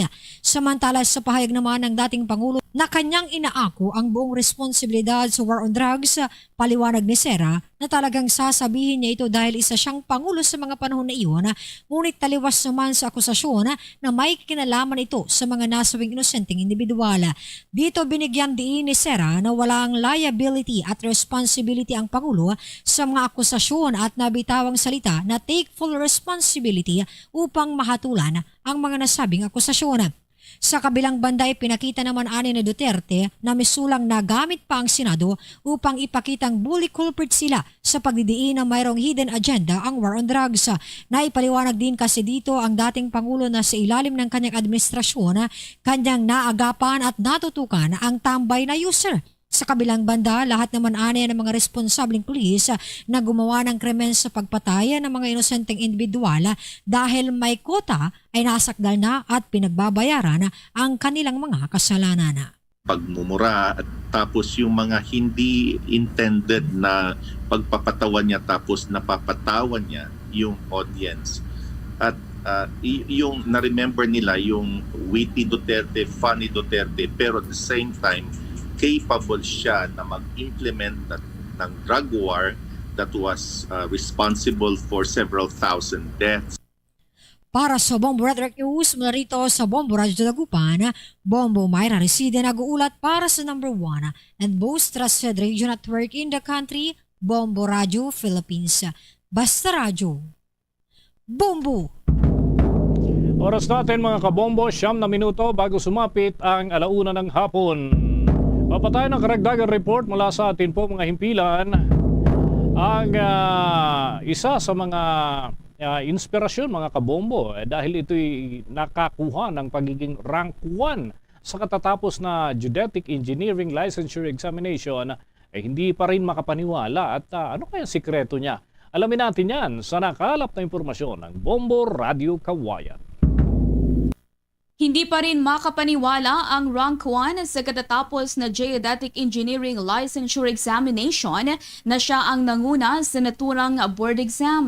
Siya ay si Hana Gimbongan na mula sa lalawigan ng Nueva Vizcaya. Sa naging panayam ng Bombo Radyo Kawayan kay Hana, sinabi niya na hiniling lamang niya ang makapasa sa board exam, ngunit labis umano ang ipinagkaloob sa kanya ng Panginoon. Inabangan umano talaga niya ang resulta ng pagsusulit, kaya naman napaiyak umano siya sa tuwa nang makita nito na kabilang siya sa mga top natchers at rank 1 pa. Pag-amin nito na ginusto niyang maging top natcher, ngunit dahil sa hirap ng exam ay hindi na ito umasa pa na maaabot niya ang hangarin niyang iyon. Anya civil engineering dapat ang kukuhanin niyang kurso, ngunit dahil sa naubusan siya ng slots ay kumuha na lamang siya ng geodetic engineering na natutunan naman niya umanong mahalin kalaunan. Iniaalay naman niya ang kanyang tagumpay sa Panginoon at sa kanyang pamilya na walang sawang sumuporta sa kanya. Kamakailan lamang kasi Anya ay inatake sa puso ang kanyang ama, kaya naman laking pasasalamat din niya sa kanyang mga tiyahin na tumulong sa kanya para makapagtapos ng pag-aaral. Pinayuhan naman niya ang lahat, pangunahin na ang mga mag-aaral na patuloy na magsumikap at huwag sumuko sa mga hamon ng buhay para makamit ang tagumpay. There's no key po talaga. No certain technique po talaga. It's only discipline, delayed gratification, and your will po to pass the exam. Yun lang po yung kailangan mo. And then of course po, number 1 po talaga yon, dasal. Prayers. At iyan ang ulat mula rito sa Bombo Radyo Kawayan. Para sa Bombo Network News, ako si Bombo Jamaica Barbas. Para sa number 1 and most trusted radio network in the country, Bombo Radyo Philippines. Basta Radyo. Bombo. Bombo Sports News. Samantala itong Pinay pencaksilat athlete na si Angeline Verinia na may dinumina ang tanding female class as under 45 kilograms category ng 8th ASEAN Pencaksilat Championship sa Uzbekistan. Alamin natin ang buong detalye, may pag-uulat dito ang Star FM Baguio. Dinumina ng Pinay pencaksilat athlete na si Angeline Verinia ang tanding female class S under 45 kilograms category ng 8th Asian Pencaksilat Championships na ginanap sa Uzbekistan. Nakuha nito ang gintong medalya matapos talunin ng host country na Uzbekistan. Sa exclusive interview ng Star FM Baguio sa 23-year-old Pencaksilat athlete na Tubong Laguna, Inamin nito na hindi naging madali ang final match nito kung saan nakaharap nito ang atleta ng host country ng Uzbekistan. Gayunpaman, malaking tulong umano ang naging suporta ng kanyang mga coaches at teammates para maibulsa ang gintong medalya. Sobrang meaningful rin umano ng kanyang pagkakapanalo dahil malaking adjustment ang ginawa nito sa kanyang training, kabilang na dito ang pagbabawas ng kanyang timbang mula 50 kilograms to 45 kilograms kung saan kinailangan nitong sundin ang payo ng kanyang mga nutritionist, ang kanyang meal plan at street diet para makuha ang tamang timbang. Sobrang pagod po yung training and lose weight rin po ako ng 5 kg. From 50 kg, nag-lose weight po ako to 45 kg and first time ko lang po yun na matry or masubukan. At sobrang pagod po, gutom, sakit ng katawan. Tapos, sa susunod na araw, gano'n na naman, training lang and prayer kay God. Kaya po, sobrang saya ko po kasi ang bait-bait niya po sa akin. Bahagi ng panayam ng Star FM Baguio sa gold medalist sa 8 Asian Penchaksila Championships na si Angeline Virinia. Matagumpay ang naging kampanya ng Philippine Penchaksila team sa naturang kompetisyon kung saan nag-uwi ang mga ito ng 1 gold, 5 silver at 9 na bronze medals. Sunod na paghahanda ni Virinia ang World Championships na gaganapin sa susunod na buwan sa Abu Dhabi. Iyan ang report mula Star FM Baguio para sa Bombo Network News. Star DJ Nash para sa #1 in most trusted radio network in the country, Bombo Radio Philippines. Basta Radio Bombo. Mga kabombo, mga ka-Star Nation, tuloy-tuloy lamang sa pagtutok sa mga programa ng Bombo Radio Philippines para updated tayo sa mga balita at impormasyon. Diyan sa Hilagan, Luzon, mga kabombo, mga ka-Star Nation, matutunghayan mga programa mula sa Bombo Radio Kawayan para sa mga nandyan sa lalawigan ng Isabela. Doon naman sa mga nasa lalawigan ng Pangasinan, Bombo Radio Dagupan. Habang sa Cordillera Administrative Region, ariyan naman ang Bombo Radio Baguio. Doon sa bahagi ng lalawigan ng Albaya at mga karating na lugar, nariyan naman ang Bombo Radio Legazpi. Marami pa tayong mga istasyon dito sa may bahagi ng Luzon. Siyempre nariyan ang Bombo Radio Tugigaraw, ang Bombo Radio Lawag, Bombo Radio Vigan at Bombo Radio La Union. Para sa mga Bicolano, nariyan naman ang Bombo Radio Naga. Mga kabombot ka sa nation, sa pagkakataong ito, sama-sama tayong manalangin ng Orasyo Impirata for deliverance from calamities. Almighty Father, we raise our hearts to you in gratitude for the wonders of creation of which we are part, for your providence in sustaining us in our needs, and for your wisdom that guides the course of the universe. We acknowledge our sins against you and the rest of creation, nature. We have confused your command to subdue the earth. The environment is made to suffer our wrongdoing, and now we reap the harvest of our abuse and indifference. Global warming is upon us.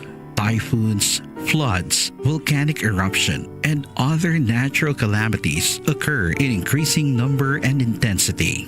We turn to you, our loving Father, and beg forgiveness for our sins. We ask that we, our loved ones, and our hard-earned possessions be spared from the threat of calamities, natural and man-made. We beseech you to inspire us all to grow into responsible stewards of your creation and generous neighbors to those in need. Amen. Christmas is a time for sharing.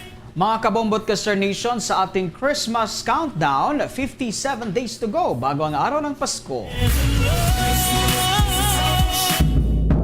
At ito pa mga kabombo, mga ka-Star Nation, may isa pa tayong countdown dahil meron na lamang ho tayong nalalabing-labing-walong araw bago ang pagdaraos ng Dugong Bombo 2024. At dito mga kabombo, doon sa mga hindi pa nakakapagpalista dyan sa mga himpilan ng Bombo Radio at Star FM, ari po kayong sumadya o kaya makipag-ugnayan sa pamamagitan ng pagtawag, ay pwede po kayong magpalista mga kabombo doon sa mga interesadong makibahagi. Katuwang din natin dito ang Bombo Radio Philippines Foundation Incorporated at Philippine Red Cross. Luzon, Visayas at Mindanao, yan ang kalipunan ng ating mga balita para sa pantanghaling edisyon ng Bombo Network News. Mula sa Bombo News Center, Makati para sa #1 and most trusted radio network in the country, Bombo Radio Philippines, Basta Radio, Bombo! Bombo kahit kanino nangangailangan ng tulong.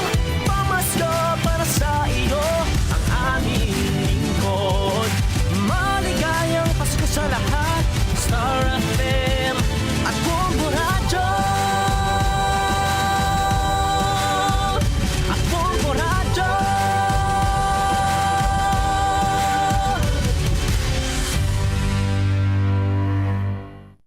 Sitwasyon kagaina dira iya sa may Ungka flyover. Kung madumduman pa may ara sa ginpanigayon sining nga traffic realignment ang Department of Public Works and Highways kaupod sa Public Safety Transportation Management Office sang banwa sang Pavia.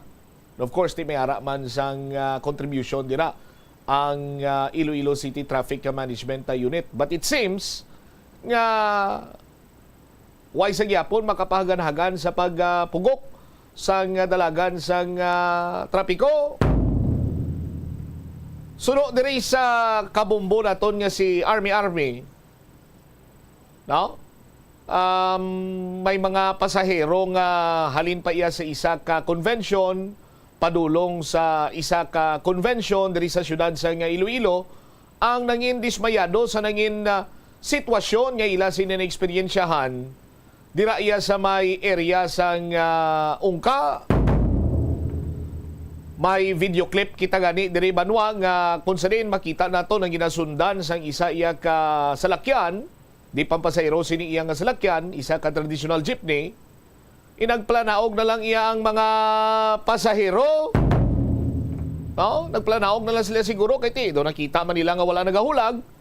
Mas ginpili na lang sini nila iyang maglakat-lakat para nga bisan papano baka labot sila sa ila sining padulungan dira sa may area sa Ungka. Sa aton sining mga tagpalamati.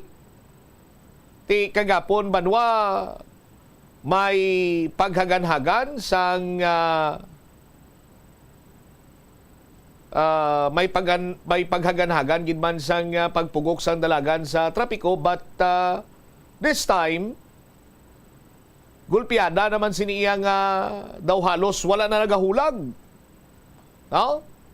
Ang traffic dira iya sa may area sang Ungka flyover. Amo niyo makita ninyo mga pasahero nagplanaog. Bisan naga-trutality pa nagplanaog na lang sila gani banwa. Ang direksyon sining nasambit karon iya nga salakyan nga nagakuha sang video, halin siya sa may Iloilo International Airport.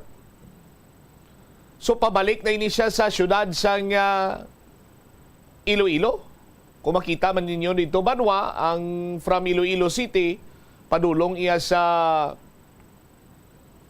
banwa sang Pavia, way gawa iya sang pagpugok sa dalagan sang trapiko. Ti-check naton sa aton sining pagpangalagad ang Committee Chairman on Transportation sang banwa iya sang Pavia. Kay I do believe ang traffic realignment, no, ginpungkuan man sini nila banwa together with the Department of Public Works and Highways kagapon gani as per the statement of Regional Director Engineer Sunny Boy Oropel. Sila nga ma-observe pagid sila sa hapon. And then kung may mga makita sila nga adjustments or dapat ipatuman nga mga adjustments, no? Gilayon man sinila i-work out sa ton sini nga mga kabumbo. Tibalo naton kung may ara gid man sang adjustments or same route sa gyapon kiti ang baging klaro clarify ni Director Oropel nga why sang rerouting kunti realignment ang ginpatigayon dira karon sa may Ungka area, no, sa may Ungka flyover, nga kung sa diin ang right lane ginhimo sining two-way lane. But silingon nga ang kung halin ka diri sa syudad sang Iloilo, ang imo sining lane diri sa outermost lane kag ang inner lane sa right portion sang ungka flyover para iya sa mga halin sa Banwa sang Pavia pabalik sa bahin karon iya sang syudad sang Iloilo. Pero kita tato daw sirado. Yes, kay sirado gin man ang left portion. No? Sang ungka flyover kun halin ikaw diri iya sa bahin sang area sang Pavia, ang masugalaw mo na da amo nang right portion sang orang left portion sang ungka flyover. Kung dito ka naman ihalin sa syudad sa Iloilo, sa distrito iya sang Haro, no? Left side ina siya sang ungka flyover. So may pagpugok yapon sa dalagan sang trapiko kaya ambaga ni isang pipila sa inyati. Lane man lang ang ginbago pero ang nagaagi sini nga salakyan, ang volume iti do parehas lang man sa gyapon. That is why siguro nga naka-experience ang pipila naton nga mga kabombo, lakip na diri mga bisita sang halos wala na nagahulag sining dalagan sang trapiko kagaina no sang aga. Tiambot sumong kung anong sistema kung anong plastada. No, bantayan tani sa aton sining mga kabombo gina plastar ta lang ang connection man with the good SB member of Municipality of Pavia para makakuha kita sang dugang man sini iyang mga informasyon at the same time observation. Kay kagapon ara man dito si SB Trimanyes mo nga nag-oversee gid kung ano man tong nakita nila sini iyang mga dapat i-adjust pa. Hopefully mapatuman ini Banwa. We have on the line si Sangguniang Bayan member Pete Trimanyes sa Banwa iya sa Pavia SB. Good afternoon. Si Bombo Cham ini live ikaw sa Bomboanay Soto. Bombo Cham, good afternoon kid. Good afternoon man sa mga listeners mo mula noong hapon. Yes, SB kagapon sang aga mambal nato nga do nagkanay-kanay na gidman ang dalagan sang trapiko dira iya sa may ungka flyover as per imo sini iyang observation, but earlier this morning, may ara naman sa pagpugok kasang dalagan sa trapiko. This time iya from Pavia na gid going to the city of Iloilo. SB member Trimanyes, sir. Yes, sakto na. Mabuti ang kahapon kita dito. And so far, nalipay kita because nga doon nag-work ang plano ng mga traffic schemes sa aton traffic management office, ang aton opisina. And nakibot man kita kina sa aga nga nakabati kita sa mga reklamo from our commuters, mga motorista nga they experience sa pagpugok. So actually tomorrow meeting kami liwat sa amon nga traffic management office kag pamakoton kako si sao namon what were the factors that triggers ang pagpugok. Again we have made two plans. Plan A amo ang mga salakyan halin sa Pavia kag central towns nga diri sila tanan mag-agi sa innermost lane. Upod sila sa mga vehicles nga magliko man diri sa isa ka dakong nga mall pakadto sa Pavia People's Terminal. So amo nang ginasunod naton subong. And gina-consider man naton nga at panala ng innermost lane sa mga salakyan nga rin sa Pavia o Central Towns pakadto sa isa ka dakong nga mall on People's Terminal para may dedicated lane nga para sa ila.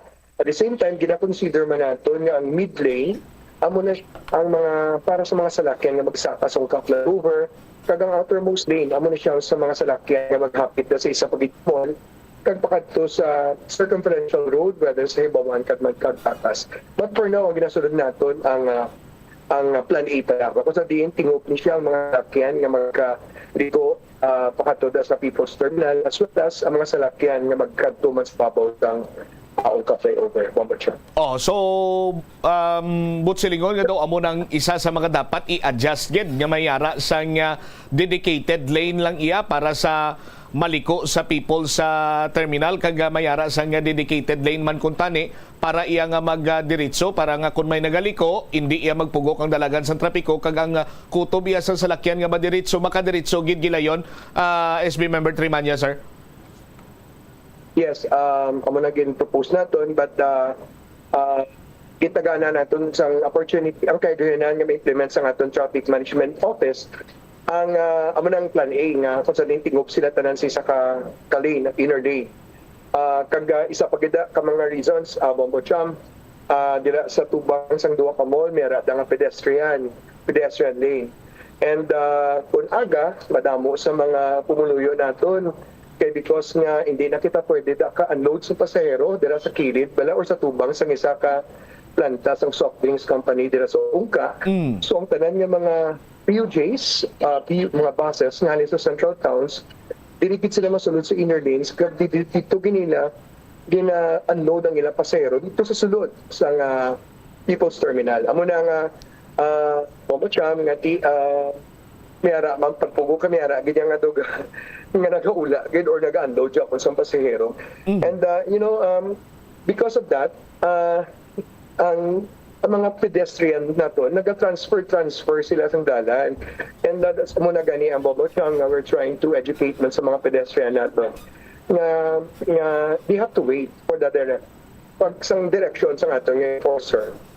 Hindi sila magtapo. Kaya because nga may mga salakyan rin sa Pavia, nga mag-go diretso dito sa babaw sa Ungka flyover, mayroon nga mga salakyan rin sa Ungka flyover nga sa city pa sa Pavia, karon kun wa ita sa control sa pasahero nga sige tabok lang sa dalan, and that is one of the reasons nga maka-impede sa flow sa aton traffic. So mo na nga tiging istorya tama na nga aton nga traffic management office tani i-educate agad ang aton nga mga pedestrian nga wait for the time nga kung sa diin sila dapat patabukon. Aha. Now, gusto ko lang makita ang comparison sa sandigman sa imo sining obserbasyon na SB Trimanya, sir. Diin ang mas nakita ninyo or mambal naton makapahagan-hagan sa pagpugok sa dalagan sa trapiko adtong una nga scheme nga ti ang both inner lanes lang sang left kag right portion sang Ungka flyover ang gingamit, or ining scheme subong or ining traffic realignment nga single lane pero two-way siya, SB Trimanya, sir?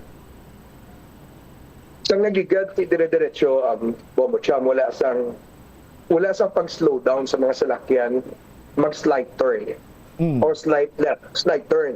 Kanin sa Pavia, mag-slow down kami, mas slight left turn para makasaylo kami kasaka ni Ungka flyover. And maka-merge ka pa, maka-counterflow kami to sa mga salakyan ni Ungka flyover. With that alone, 2-3 seconds nga slow down, dako na nga impact sa likod. Mas madasig gid akong free-flowing dire-diretso. But again, if that would be the best thing that we will do, masakripisyo kita para matapos na ining Ungka flyover. Kag magamit na sang sakto, Bombo Cham.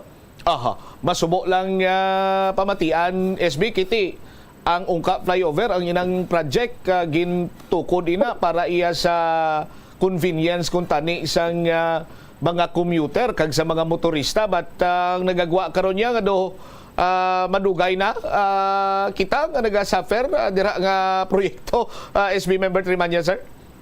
Yes, actually na. The main purpose of building that flyover is supposedly to ease out some traffic natin dira sa Ungka, sa Ninoy Aquino Highway as well as sa Corny Aquino Highway, because at that time sa ginastudyohan na isa man na aside from to ease up the traffic, that could also boost ang amon nga economy dito sa Pavia as well as sa neighboring towns natin kag man sa syudad sang Rio.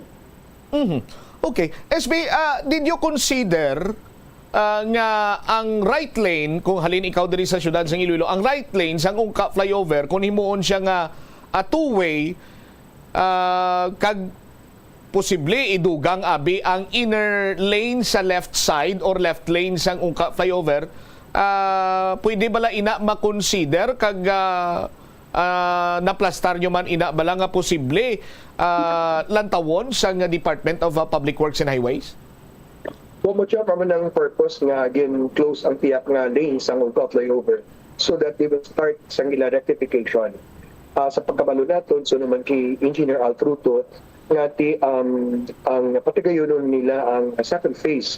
So mo to nga we submitted to them, although may mga reservations kita sa una, but banaton kinag-commit man sila nga by December 24 mga Ilonggos will have a Merry Christmas because hindi na kita magsuffer sa perting nga traffic. And the 6 is in time sila man nga matapos na ning ilang proyekto.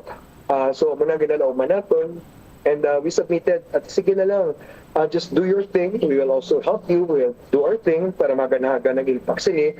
But by comes December 24, 2025, we will expect that you will deliver sa mga commitment niyo, sa mga Ilonggo, kagdiriman sa amon sa Pavia. And one more thing, SB, ara sa gyapon ining the so-called cut-off time sa pag-agi sa Ungka flyover. Namin ko balang previously balang ati ginapanugutan lang nga magamit ang Ungka flyover during 6 a.m. to 9 a.m. and then may ara sang period nga hindi pwede pagyan anay. Ara gyapon naga-take effect gyapon ina. Well, as planned sa DPWH, from sundon dyan po nilang ilang window time from 6 to 10 and then from 2 onwards. Ganiti siguro nakita mo sa DPWH kung anong maging epekto, no? Bombo siyam, hindi ni pero sa nagligad. May ongoing silang activity dito sa Dalom nga nag-cause ng pwede paging traffic.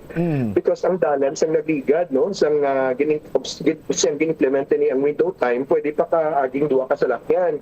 But subong because of the activity, job routing activities ng ilang contractor, nakitid ang dalan. So this could really cause a very big traffic dira as kung police doon nila during after peak hours. So I hope nga in the last 2 days so far, since yesterday, though, why nila din close? Dani, padayon nila. Kaya siguro nakita Manila nga kuning close, Bobocham, Riaton ko lang, because of the condition na nga kakitid ang dalan, kaya may mga enclosure ng ilang contractor, that would really cause a very big problem, especially pubukta sa mga sala. With this, SB member Trimanya, sir, may mga nakita na kamo nga i-implement nga adjustment tabi with the traffic management unit sa Banwa sa Pavia? Mambocham, kami sa aton Pavia Public Safety Traffic Management Office continue padayon ang amon pag-observe sa kadadlaw may mga behavior nga may nakita ka nga mga dapat naton amon di gani ang obrahon. We are ginalista naton tanan. And we are also ready because we have this very good relationship man sa aton yung mga enforcers sa ground. As we also ask questions sa iba nga mga pumuluin naman sa Pavia, what's best, no? We are ready if ever kung may mga bago naman nga mga development sa ila sa babaw ko sa Dalom, we can all the time come up with our new traffic plans. But for now, Bobocham, I think the plan A and plan B that will still work. Amo lang to ang plan C tani is hopefully ang atod ng alternate route, amo ng railway route nga dako gid nga bagay matapos na inang pagpasemento, kaya that would be another good route or alternate route for the week for people from Park Regency nga hindi na mix diri sa aton sa flyover or sa dalan sa flyover. Okay. So just to be clear, suliton talang SB, ang plan A is that nga amo na to ang two-way lane. So ang plan B ninyo, ang isa ka lane dedicated lamang para iya nga magdulog to sa may People's Terminal, and the inner lane sang right side sa Ungka flyover madro-diretso siya. Do mo ng plan B sa pagkaintindig ko. Yes. The middle lane of the middle lane of the Ninoy Aquino Highway. And the third lane, the outermost lane, that would also be dedicated sa mga salakyan nga naghapit sa GT Mall, and also sa mga salakyan nga luyag magdiko dira sa circumferential. Kaya because kung nara sila sa babaw, they cannot anymore do their turns. Yes. So mga sa Bobocham. And hopefully, again, no, sa Subong, so far it's working ang plan A. But we are open to come up, to implement plan B kung kinahanglan, and to come up with another plan if necessary. All right. Sige, SB, thank you so much for your time kasi may information rin share sa Bumbu Radio from time to time. Siguro pakigangot kami liwat si mo. Good, kumustahon din ang latest situation. Salamat. Thank you so much, Bombo John. Take care. God bless. God bless. There you have it, si SB member Pete Trimanyes, ang Committee Chairman on Transportation sa Banwa Iyasang Pavia, Iloilo.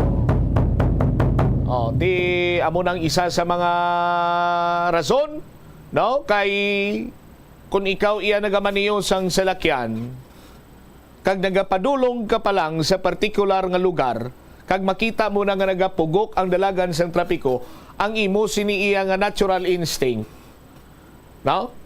Natural instinct na niya sa mga Pinoy, mangita ka to sa ngalagyan nga kung sa diin makadut-dut ikaw. Para nga makauna ikaw. Ugaling, sa imo sini nga pagpanigalot, sa imo sini nga pagdut-dut, sa aton sini nga mga kabombo, kung lain ang imo sini iyang ruta, ti maga tuga lamang sang another pagid iya nga pag-impede sa dalagan sa trapiko. Karon abi sa aton sini nga mga kauturan, hindi ka man gali iya magsaka kay dira ka lang sa idalom. Maagi. No? Tinag-agi ikaw diri para nga makasaka ikaw or anang kanto ikaw sa outer lane sang right portion sa ungka flyover. No? Ti ano, paglabot mo to sa punta, liko ka pagid sa tuo nga may mga nagahinga mo man iya nga makaagi dito sa dalom. No? Iisa sa mga rason pagid ang mga nagaliko sa isa ka mall dira sa may ungka Pavia. Ang nagaliko pagid pasulod sa bahin sang People's Terminal. Sa aton sini nga mga kabombo, ti working man kuno ang traffic scheme A or traffic plan A sa Public Safety Transportation Management Office nga Banwa sa Pavia, but kagayna sa aton sini mga kabumbong, iban sini nagpalanaog na lang gani. Kag naglakat-lakat na lang, nagpagin buklad na lang nilang ilan sini madala nga mga payong. Oh? Sa aton sini nga mga kabumbong. Ti sa plan B, hambal ni SB member P3 Manya, sinya kung tani magamit nato ng mid lane para iya sa mga salakyan dedicated only nga magadiritso tabok para ang kutob sa outer lane sang ungka flyover, ti ining kutob sa mga salakyan nga magaliko tos punta pagdulhog ya abito maliko siya sa tuo, no, or sa unhan to ti pwede siya kaliko sa wala. Kagang sa mga sadalom diri ti maliko man patuo pakadto iya sa may area sang circumferential road.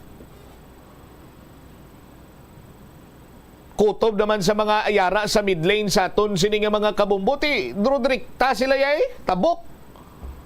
O galing kayang plan A is that two-way traffic na sa isa lang ka portion sa ungka flyover. So may nagapakadto sa Banwa sa Pavia, may nagapabalik diri sa syudad sa Iloilo. No?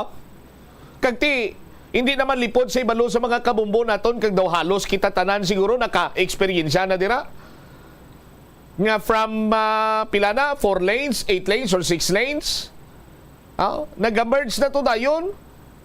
Kagang sa dalom sang ungka flyover, kung hindi ako magsala, daw 2 lanes na lang dira, pero bangod man gani sa ongoing karon nga disponiring disponiring nga pag kung ano nang tawag nila diray sa ungka flyover, ti may mga porsyon to sila nga ginpang sirado, ti nag-contribute pag din sa pagpugok sa dalagan sa trapiko. Masubo nga kamatuoran sa aton sini karon nga mga tagpalamati. Kag makabig man naton how ironic ang sitwasyon karon iadra sa ungka flyover. Tinuig na ni. Tinuig na ni. Ining tani makahatag sang konbinyente, no? Hindi ka man iya mahatagan sang huol kag hindi ikaw ma-stress nga multi-million karon naglabot na sa masubra 1 bilyon nga balor sang proyekto.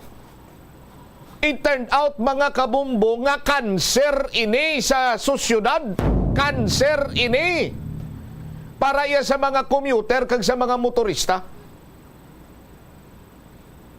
Ti ko may cancer ka bumbumel, anong ginahimo sini gani? Di ba ginapa chemotherapy ka para nga tunawon ang mga cancer cells? Tiba siguro kung idimulis na lang niyang ungka flyover, basi ko magtauhay pa ng dalagan sang trapiko.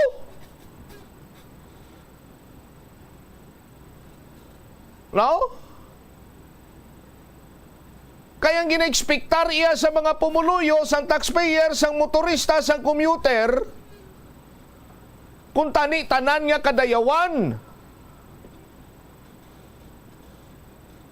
Bangod sa sining maayo nga proyekto, ti subong niya tanan nga buyayaw. Ang sarang iya nga madumduman kag masambit sa mga motorista, sa mga commuter, sa tagsa sininila kapag agi dira. Agi ka sa dalom, iho di pato. Gubaon nga dalan. Way makayo, ginsuros palto lang, kay nagyan sa mga buwisit nga mga tayog ihi isang nagkadto rin sa syudad sa Iloilo. Agi kas babaw, ay lilintukin siya mga iho ni karpa. Na ano man nga nagabalod-balod, may mga buho, may mga oklab, may mga litik. Subong ginatrapikan pato sila, mayo lang gani kay isang tsimpo sang bagyo. Way pa ni maimplementar ang pagpagi sa babaw sa isa lang kalin kay kon nagahuyo pang mabaskog sini nga hangin, kagara kamo tutabuan sa babaw sang ungka flyover. Ang panibag-o nga testamento sang korupsyon responsod Pilipinas, makahambal kaguro nga buligi nyo ako tabang.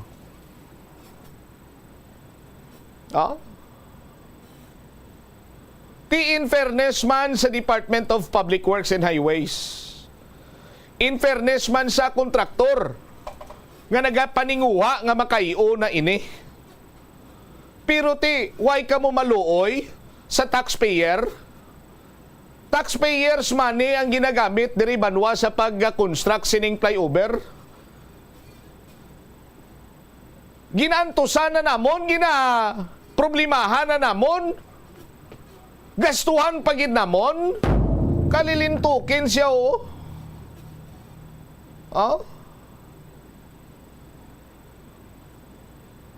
Abi nyo kay buyayaway kag nangakig si former President Duterte kag si Senator Risa Ontiveros, malipatan na namon ang ungka flyover. Abi nyo kay naristo na si Kibuloy na nago siya sang malawig siningan simpo, nalipatan na namon ang ungka flyover.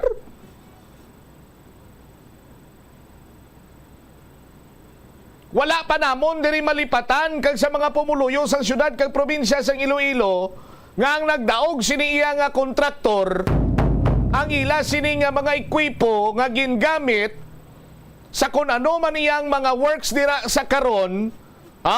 Sadto anay may tatak kag sticker sang International Builders Corporation. Pagkadason siniya nga mga ginutlo sang inuras, binalikan sang Bumbunyo Steam, laena na panas ng sticker, iya na sang kung ano man to iya nga yudikang garo to nga sa isang kontraktor to.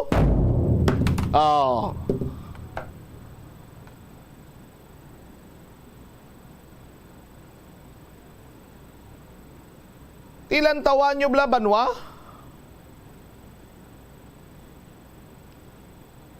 Tuig 2020 pa ni ginumpisahan dira ang agoniya sa mga commuter, sa mga taxpayer nga nagagi dira.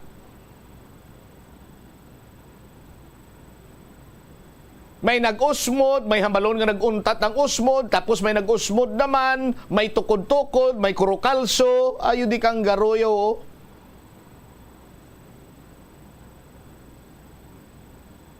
Ano na lang niya klase nga sistema niyang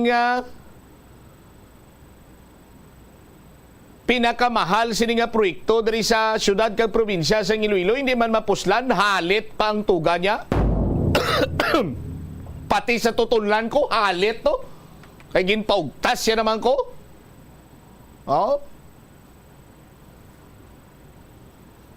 Tibantayan ta kay irigalo kuno ni Saton. Nga by December 25, No? Magamit na ni bilog. Kabay pa sa aton sini nga mga kauturan. Galing kayo pa si paggamit, tapagligad bala isa kasmanaw kung tatlo lang kadlaw, may nagluhob-luhob naman to, kag may nag-usmod naman to, di punggol ya gido.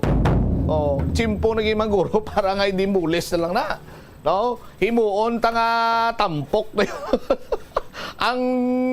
ang mga gindimulis mga mga siminto niyo, amo ning itampok sa mga naga-urosmod nga porsyon sa ngungkap layo, pero kay why nila matukuran isang mayo.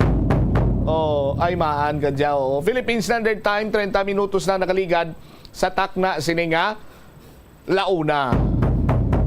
Oh. Ti may ginpasakaan man naman diri sang kaso. Ambot ti kung ano tabo sa kaso to. No, may ulo investigasyon pero wa man tupa. Oh, sila mismo nagahinabunay kay man when the time comes nga may kalkalanay na kag mag-umusbong ang baho, tanan-tanan gid sila guro, manimaho gid kag layo pa, mabalaan tana kung sanday sino nga mga tao ini. Nga may hara sa nga kontribusyon sa baldog nga proyekto. Diraya sa may ungka, pabiya, ungka haro, hindi lang muna, may aganan pa. 31 minutos na kaligad sa takna siningalaw na. Pagbalik naton Banwa, Iloilo City Police Office nagpathag kung nga wala gin kustodiya si John Castro matapos nga nagsungka ini siya kagapon or kaginasang kagahon. Kagambanwa sang Tigbawan dire, ginmanduan man ang punong barangay sa San Rafael nga hindi madlok. Nga base kuno balikan sila ni John Castro nga re. Ini nga balita, balikan ta pagkatapos sa pila ka importante nga mga panumdumora.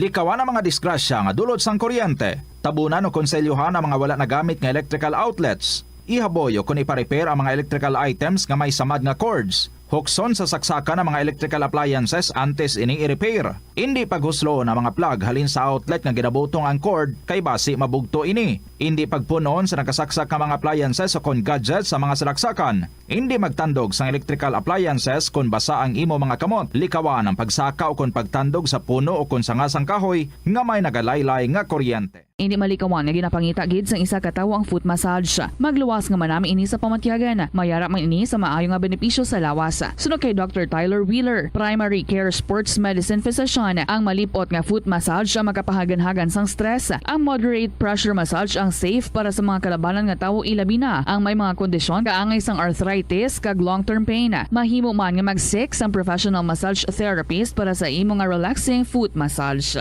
Kung ikaw isa ka chess lover, yaring pila ka brain benefit sa paghampang sini. Kag kung wala ka nagahampang sini, umpisahin na. Sunod sa pagtuon ng paghampang sang chess, makabulig likaw sa Alzheimer's disease. Bangod ang utok nagatrabaho kaangay sang muscle, nagakinahanglan ini sang exercise agud mangin healthy kag malikawan ang injury. Magluwas diri ang paghampang sang chess ang nagapa-improve man sang concentration, memory, creativity, kag problem solving skills kag napamatud-an man nga nagapaalam.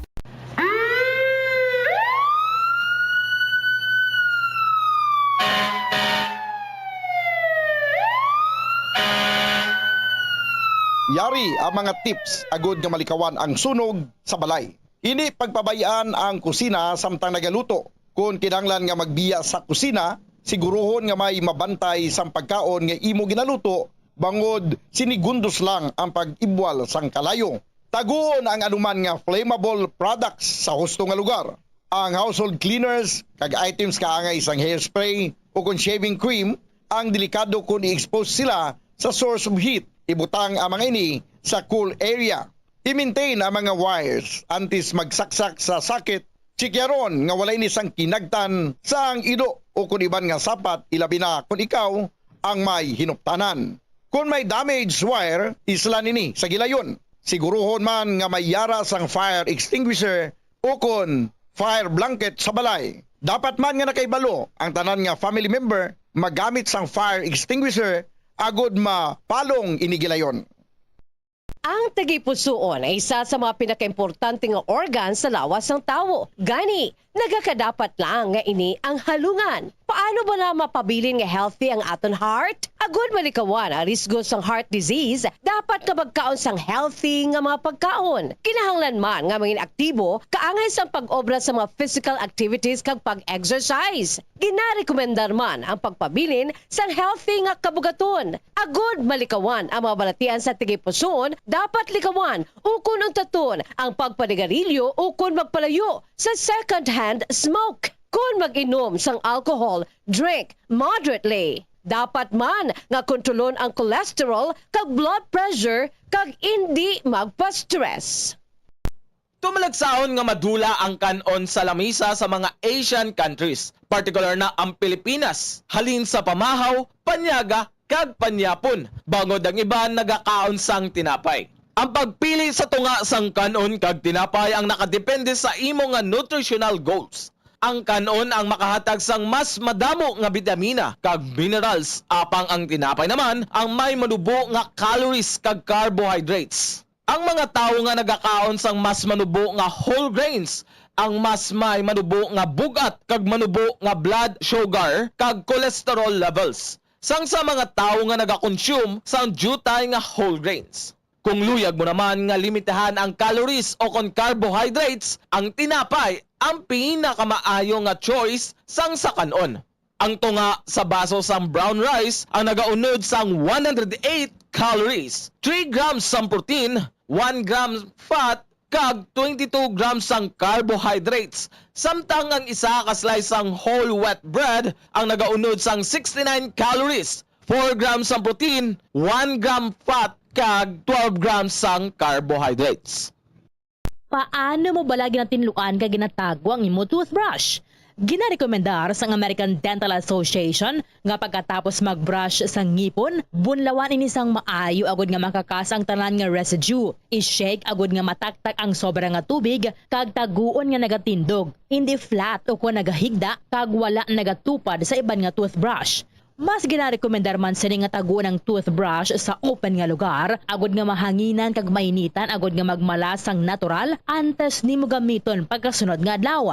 Ang moist environment abi kaangay sang closed container ang sahugid nga tubuan sa mga microorganisms. Labaw sa tanan, hindi pagibuta ang toothbrush sa sulod sang toilet. Kung gamay ang imo toilet kag makusog ang flusher, ang toilet water ang delikado para sa imo toothbrush bangod sa lang ini nga malapot sang agsik sang tubig.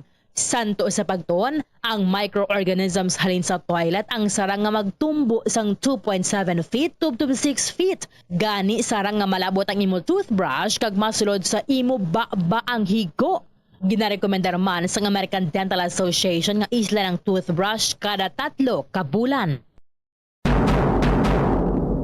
Madamo ang nanamian magkaon sang instant noodles bangod sa convenient inilutoon, barato, kag manamit. Apang nakaibalo bala ikaw nga madamo ini sang matugang nga risgo sa ikaayong lawas? Ang instant noodles ang may mataas nga sodium nga hindi maayo kung masubrahan. Isa sa pinakadako nga contributor sa dietary sodium intake amo ang mga processed food lakip na ang instant noodles. Nagaunod man ini sang MSG nga naangot sa mga sintomas kaangay sang pagsakit sang ulo, nausea, high blood pressure, pagpalangluya, chest pain kag heart palpitation. Manubo man ang fiber kag protein sa instant noodles nga hindi maayo nga option sa mga luyag magpabuhin sang kabugaton. Ang masami nga pagkaon sang instant noodles ang nagapasaka sa risgo sa pagdevelop sa metabolic syndrome. Isa ka kondisyon nga nagapataas ang risgo para sa heart disease, diabetes, kag stroke. Stress ka bala kag kinahanglan mo sang break? Ang pagsaka sa bukid ang makabulig agud madula ang stress apang nakahibalo ka bala nga magluwas sa mental health mayo manini para sa lawas. Ang hiking isa ka cardio workout nga makapanubo sang risgo sang heart disease. Makabulig manini sa pag-improve sang blood pressure kag blood sugar levels. Ang pagsaka sa bukid ang makaboost man sang density bangod ang paglakat ang isa ka weight bearing exercise. Magluwas diri nagahatag manini sang kusog sa glutes, quadriceps, hamstrings kag muscle sa hawak kag tiil sang isa ka tawo. Nagapa-improve man ini sang balance, nagapakusog sang core, kag nagabulig agud makontrol sang isa ka tawo ang iya kabugaton. Nagapanami man ini sang modo bangod ang pagsaka sa bukid ang may positibo nga impact sa pag-combat sa mga sintomas sang stress kag anxiety. Ang cabbage o kon repolyo masaming nga panakot sa aton mga linuto. Suno kay Vanessa Voltolina. Ang cabbage isa ka excellent source ng vitamin C nga importante para sa pag-maintain sang strong immune system. Ang glutamine isa ka amino acid sa cabbage, isa ka makusog nga anti-inflammatory agent nga nagabulig sa pagbuhin sang joint pain, arthritis kag allergies. Ang cabbage naga-contain sang vitamin K kag antioxidant nga anthocyanin nga naga-boost sang mental function kag concentration. Hindi pagbakanabua ang piso-piso mo nga natipon. Bisan madugay magdamo, iniamo ang mahimo nga emergency fund sa tion nga tuman mo na kakinahanglanon ng kwarta. Abi mo, amo man ini ang makabulig sa imo nga hindi na pag-ibutang ang imo kaugalingon sa risgo, kaangay sang pagpangutang nga may dako nga interest o kun pagpamroblema bangod hindi on time ang bayad sa imo nga bills. Ang imo man nga savings ang makapaligon sa imo nga saving security sa tion nga abi halimbawa madulaan ikaw sang obra. Ini nga pahanumdom ang ginadulong sa imo sang the #1 and most trusted radio network in the country, Bombo Radio Philippines. Basta Radio Bombo! Yari ang mga tips nga dapat mo tandaan agud nga mangin safe and healthy ang pagkaon sa imo nga pamilya.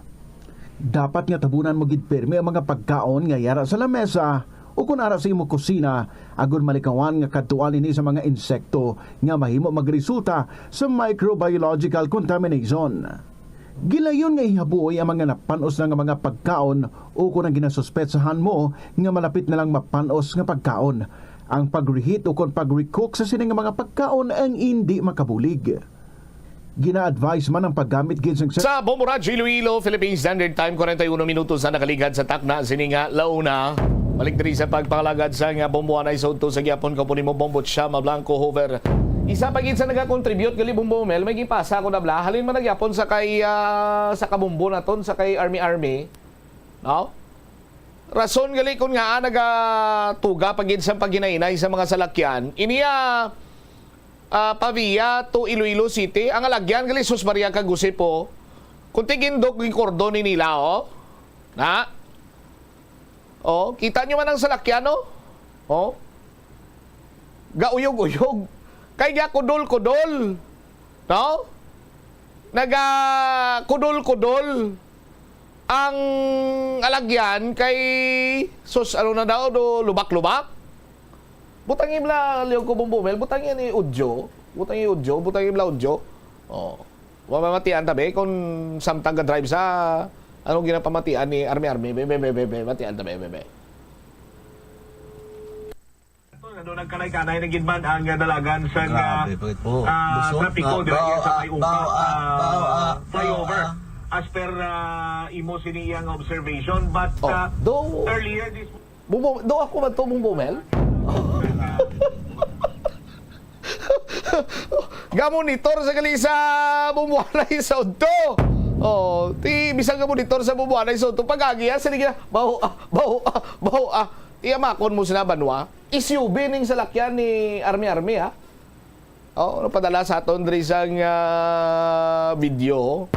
Oh, ti kabay pa nga ini pagid nga mga concern, no? Sarang naton mapalabot sa Department of Public Works and Highways kag subong man sa bahin karon niya sa banwa iya sa Pavia sa KSB member Petri Manyes. Ah. Kay why ka pa kadto sa ini ka pa makagi sa ungkap flyover, may agyan ka na nga pag-antos. Pag-abot mo sa ungkap flyover, antos pagid, unlimited antos ba? Oh, 43 minutos na nakaligad sa takna sininga launa. Ano ang rason? Ano ayhan ang nagpugong or mga balasihan abe sa bahin sa Iloilo City Police Office? Ngaway nila gin kustodiya ining si J.R. Castro or si John Castro nga nagsungka kag nag-ako nga siya ang nagluthang patay sa kay punong barangay Juban Triste sang San Rafael, Tigbawan, Iloilo. Si Bombo Marisol Biñas may follow-up report. Sol, sa report please go ahead. Bombotsam nagpaathag diri ang Iloilo City Police Office sa pihak nga tiagsungka ining suspect sa pagpatay kay anay punong barangay kag first kagawad subong sa barangay San Rafael Tigbawan, Iloilo sa diin amuno si John Castro Jr.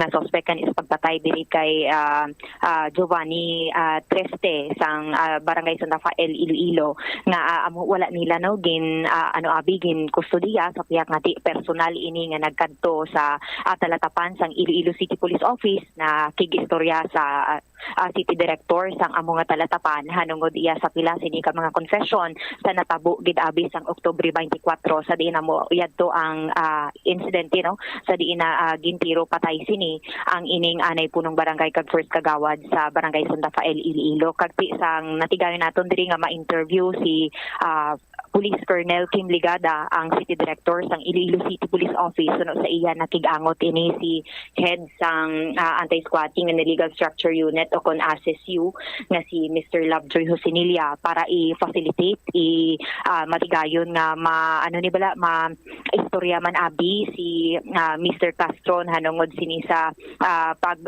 magpakigangot man tani sa bahin sang Iloilo provincial o kon Iloilo Police Provincial Office para ma-facilitate sini ang pagsungka niya kag dito man nag-upod man niri si Attorney Sheila Ulid nga nagbulig man facilitate pagpaathag abi sang pila diri ka mga sitwasyon sa bahin ni Castro Jr. nga amo ang suspect no sa pagpatay diri sa anay punong barangay kag sunod diri kay Colonel Ligada ang pila ka mga ginpaathag niya nga wala nila gilayon abi o kun insigida gin kustodiya ining si Castro bangod man iya sa mga sitwasyon nga especially mga legal possession Manila diri o kon mga moves Manila kay sa bahin iya sang gilayon nga pagkadto nila no ang sa parte diri day Castro Jr. sa talatapan man sang Iloilo City Police Office wala man ising idea gid si Colonel Ligada kuno kun ano gid ang status abi sang kaso kag mismo ang kaso diri ni Castro Jr. rason nga nakigangot man ini sa Iloilo Police Provincial Office kag dito nahibaluan nga sa gapon gali adlaw sang kaagahon na file na iya ang kaso nga murder batok diri sa iya kag dito na ang ining Iloilo Police Provincial Office nangayo man sang opinion abi o kon legal opinion sa prosecutor kung anong maayo obrahon since nagsungka na ining si Castro Jr. kag tigin paathag diri ni Colonel Ligada nga sa bahin sang pagdetain o kon pagkustudiya sini sa iya aside abi sa wala na ini sang jurisdiction kay iya na ini sang Iloilo Police Provincial Office bali bangod sa rason nga na file na abi ang kaso wala na inisang power abi or authority mag-inquest kag at the same time wala man sang power abi nga i-detain ini bangod na file na ang kaso wala naman ini siya sa hot pursuit operation kag at the same time wala ini sang warrant amo nang mga pila ka mga rason nga gin patpat sa ato ni Colonel Ligada kag sa bahin abi sang pila man ka pakigangot personal ni Colonel Ligada istorya niya kay Castro Jr. nga may mga pila ka mga inconsistency abi nga nakitaan kag nabatian man si Colonel Ligada kag kun ano man ang ginistorya diri ni Castro Jr. Bali ang obrahon niya na lang sini is maobra siya sang extrajudicial opinion niya kag aning confession ang ining extrajudicial confession niya obrahan niya na lang sing counter affidavit kag amo ang ipasa dito no sa Iloilo Police Provincial Office batok man sa mga akusasyon batok sini sa iya kag amuyad to no sa bahin abi sang pag-coordinate man o kung diretso abi nga i-turn over sa Iloilo Police Provincial Office suno diri sa kay Colonel Ligada nga hambal kuno sang Iloilo Police Provincial Office nga wala na bearing hindi kinahanglan nga i-surrender o kung insigida nga i-detain abi kaduan sang Iloilo Police Provincial Office ining si Castro Jr. sa ila talatapan para pisuhon kay wala pa ining nasambit nga warrant of arrest sa dugang bala nga payag ipabati ta nga to nanging interview kay Police Colonel Kim Ligada. Nagpanawag sa akon si former barangay captain Lovejoy Hosinilia nagapangayo siya sa assistance nga in facilitate ang pag-surrender ni John Castro Jr. So ini siya is suspect sa pagpatay sa kay barangay Kagawad Triste And sang pagkadto nila diri no, wala pa gid ani ako idea kung sang kaso nga na-file na gali no sang kahapon lang man. So kumbaga ang iya pag-surrender is no longer necessary kay hindi naman naton siya ma-inquest, no?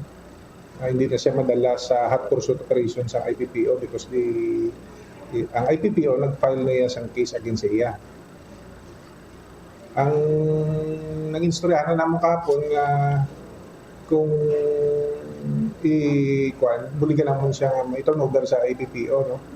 Pero ang IPPO nakapangayo man sa legal opinion sa aton mga prosecutor nga it is not necessary. Ang iyang gin-execute nga extrajudicial confession will be his kwan na lang ng counter affidavit based sa akusasyon against sa iya. Pero may mga personal encounter or conversation ka po, Colonel. Ano nang nag-istoryahan niyo? Kung samtang nag-istoryahan kami, gakuan siya siyang account sa mga natabo. And I have noticed na may mga inconsistencies siya nga ginahambal. Why man ako sa jurisdiction sa iya, I don't have the authority to investigate nga manging part sa investigation sa IPPO. I have just facilitated sa iya nga pag-surrender at pag-hatag sa mga statements. Okay. Bali, ano yung ginobra nyo ng facilitation, Colonel? Anong yung contact na dayon sa IPPO? Or anong naging process nyo kami, Colonel? Ang akong tayo sa kung ay para na-file ang kaso, so mangin part sa taning isang hot pursuit operation. But sang nagkontak ako kay Sarasalan, wala na naman na-file na galit ang kaso. So not necessarily na i-detain siya sa IPPO. Because unless na siya mismo magboluntaryo, magkadto siya sa office ng piskal ato kay mag-execute sa or sa waiver that he signifies nga ma-detain, no, sa Tigbawan para nga pagahulaton ang iya nga warrant of arrest. Nabatian diri Bombo Cham ang kabahin sang ato nang interview kay Police Colonel Kim Ligada. So, in terms of legality, wala iya sang balasihan ang Iloilo City Police Office nga i-custody abi. Ining si JR Castro, bangod man sa iya sini nga pag-ako or sa iya sini nga pagsungka kay why naman sang nag-end naman ang hot pursuit operation. Hindi man siya pwede ma-inquest kay na-file naman ang kaso. That is why nga nagambala kay ang ICPO si Colonel Ligada sinya ti duwagin kami sa may nakita sining legalidad abi para nga ikustodiya sini namon ining nasambitan nga persona. Exactly, Bombo Cham, kay amo na gani hindi man ila jurisdiction ang nasambit iya nga kaso kag ang ginobra naman nila ang ila sini nga maobra which is to facilitate no sa bahin man abi sang sining suspect na supposed to be surrendery o kung ma-surrender kag sa pagpakigangot man dito sa Iloilo Police Provincial Office. All right. Ini si Bombo Marisol Beñas para sa the number 1 and most trusted radio network in the country, ang Bombo Radio Philippines. Basta radyo, Bombo. Salamat kid na Bombo Marisol Labinya sa imo sini iya nga follow-up report. May rejoinder report man diri si Bombo Jomar Villa. Ini may kantana naman iya sa statement sang Tigbawan na PNP. No? Why sang dapat sini kuno nga kadlukan nga basi balikan ni JR Castro ang punong barangay dira. No? Kay si ang biktima si former punong barangay Jovan Triste, number 1 kagawad subong sa barangay San Rafael Tigbawan Iloilo. No? Nag-surface ining suspect pero ay maaresto bangod nga way man sang legal nga basihan para arestuhon siya. Sa aton sini karon niya nga mga kauturan. So may ara sang mensahe diri ang pamunuan sang Tigbawan na PNP sa punong barangay sang San Rafael Tigbawan Iloilo. I-check naton ang linya ni Bombo Jomar Villa sa yaman sini iyang follow-up report. No, may kantanan sa nasambit sining development sa ining pagtiro patay sa kay Jovan Triste anay punong barangay kag Subong, number 1 kagawad sa barangay San Rafael sa Banwa Iasang Tigbawan, Iloilo. Bobo Jomar sa report, please go ahead. Papasalig diri ang Tigbawan Municipal Police Station nga hatagan sa seguridad ang pumuluyo sa barangay San Rafael sa may nasambit nga Banwa. Ini ang kasunod man sa pagkahangawa, no? Sa mga pumuluyo sa lugar nga basi posible balikan ini sila ni John Castro Jr. nga mo ang suspect sa kamatayon ni former purong barangay Juba ni Triste Kagawad ang subong sa may nasambit karon nga lugar ni baluan nga ang suspect ang ginapahayag nga madamo sa nga ginapahog nga mga pumuluyo sa lugar antes pa man natabo ining nasambit karon nga insidente, no? So gipakigangutan naton diri si Police Captain Alfred Mansoy, hepe sa Tigbawan Municipal Police Station, kung sino sa iya nagpahamtang na sila sa nga pila ka mga 20 personnel sa lugar agod nga di mahimos ang mga pumuluyo sa ilaman sa di karon nga seguridad o kung sa ila sa di nga pagkangawa sa sinasambit yang suspitsado, no? Kay nag-surface naman ini siya adres sa Iloilo City Police Office pero after sina nangin dulaan na ining nasambit karon yung natungdan pupusang pagod man sa pila ka mga legalities karon nga hindi siya mahimo nga maresto sa aton sini nga kapulisan kung pasaka na ang kaso kagway pa ini siya sa nga warrant of arrest. Dugang pa diri ni Captain Mansoy, isa diri sa ginmando niya sa mga barangay official, especially sa kay kapitan nga hindi dapat maghadlok, no? Sa ila sinikaroon nga seguridad kay may mga kapulisan sila gipamtang ang only nga ti makabulig sa ila mo ang kooperasyon sa nga pumuluyo if ever gati kung may mga makita dakron nga do kasubong nga hindi amo sumahimo nga mapalabot gilayon sa Tigbawan Municipal Police Station agod nga tigilayon nila nga maktuhan if ever kumiaragin man sa pagpamahog pa nga matabo sa ila bubutan. Pero ang ginalantaw sini sa otoridad bangod sa sining natabo do posible naman kung posible naman nga magbalik pakron, no, sa area ining si John Castro Jr. Matapos ining natabo karon nga insidente bubutan. Inline naman, no, sa pahayag karon ni Castro ngati amo to gani suno kay Mr. Labjoy Senilla kay na agin pamangkot sa kun nga natabo to na luthangan niya gid ang ining nasambit nga biktima, no?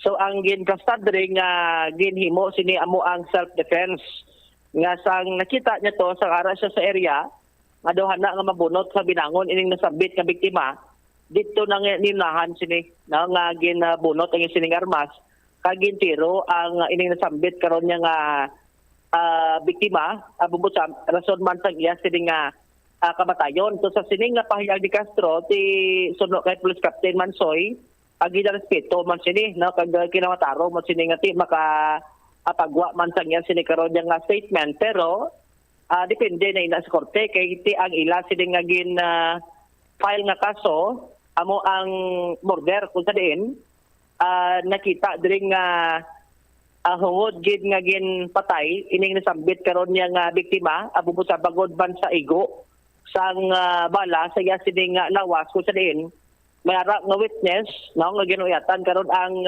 kapulisan nga makatudlo karon nga waay na nag-attempt nga magbunot pa sa binangon ang ining biktima. Subot silingon niya Bombo Jomar nga ginunahan na luthang ni alias GR si Kagawad Triste. Yes. Ang sa pahayag, no, sang kapulisan asang nagkitay ko rin si Kagawad Triste kag ining nasambit karon nga suspect dugin kumpronta siya una sang suspect nga dako gid kunong halit sang sining biktima siya sining nga kabuhi bubutan kagway na sang abidamo pa nga do nag bonot pa sang binangon, no, sa bersyon karon ni Castro naghana kuno mabunot ang sang binangon si kapitan sa Kagawad Subong bubutan kag dito nga gin luthang ni Castro, no, ti ang sa bahin karon niya sang otoridad ng Tigbawan PNP, ang ginayatan nila mo ang affidavit sang individual nga ra gid mismo sa lugar nakakita kung paano nga ginalutang ining nasambit karon nga biktima at musam. Depende na no, sa mga affidavit sa tagsa-tagsa kung makitaan karon sang probable cause sang prosecutor's office. Arib la. Napapatita si Police Captain Mansoy sa may interview sa Bombo Radio.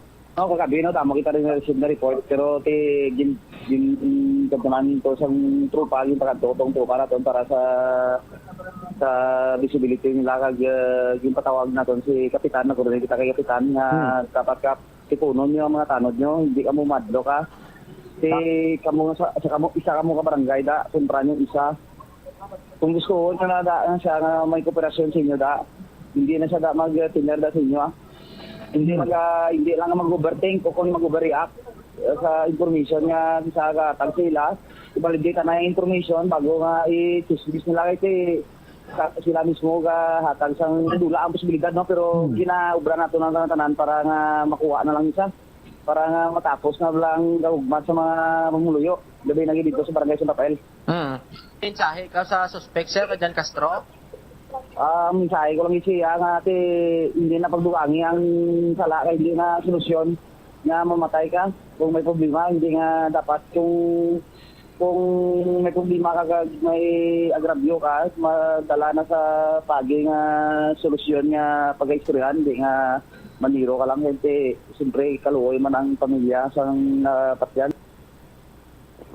Si Police Captain Alfred Mansoy, hepe sa Tigbawan, ang Municipal Police Station, Bobosam. Gun Marman, sa natungdan nga kagabi, nag-coordinate man sila yun, no? Ang Iloilo City Police Office, kung sa dinte, upod man to sila nagpadulong sa police station, address of my area sa city proper, Bobosam, pero bangol sa sining mga legality, naging plasta to sa abogado, kaya nga upod to kay Jan Castro, nga hindi sa may mo maristo unless nga wala pa siya sa warrant of arrest.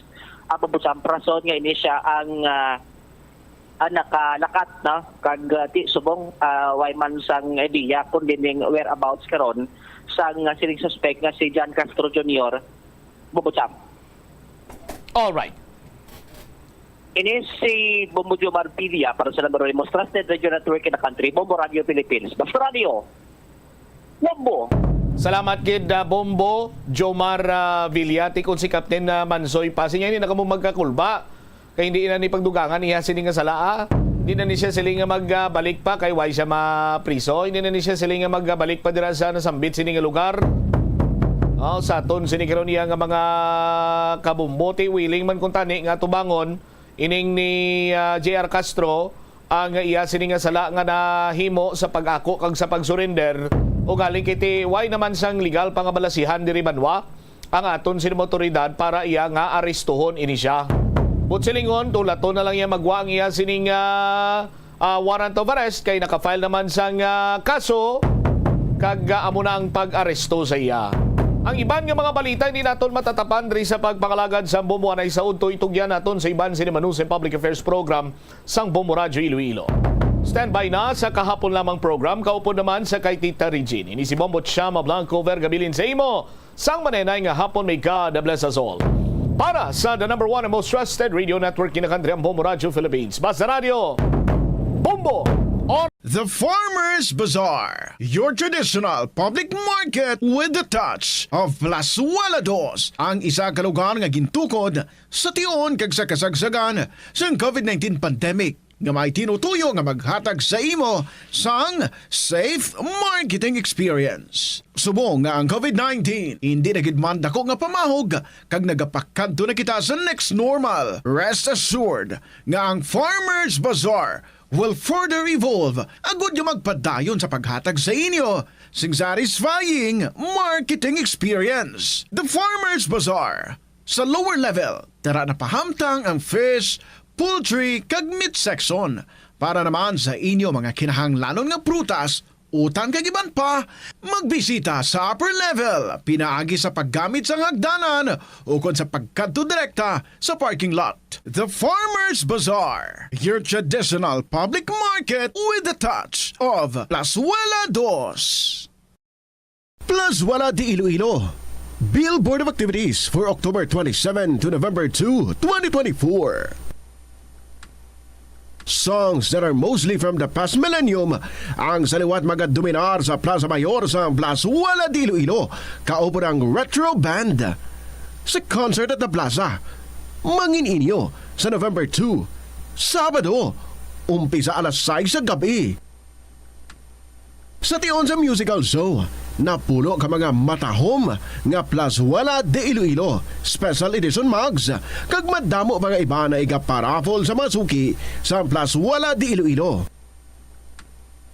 Sa November 3, Domingo, ginaagdang tanan nga mangin kabahin sa Eucharistic celebration nga pagkahiwaton sa Latolda sa among adlaw alas 11 sa aga.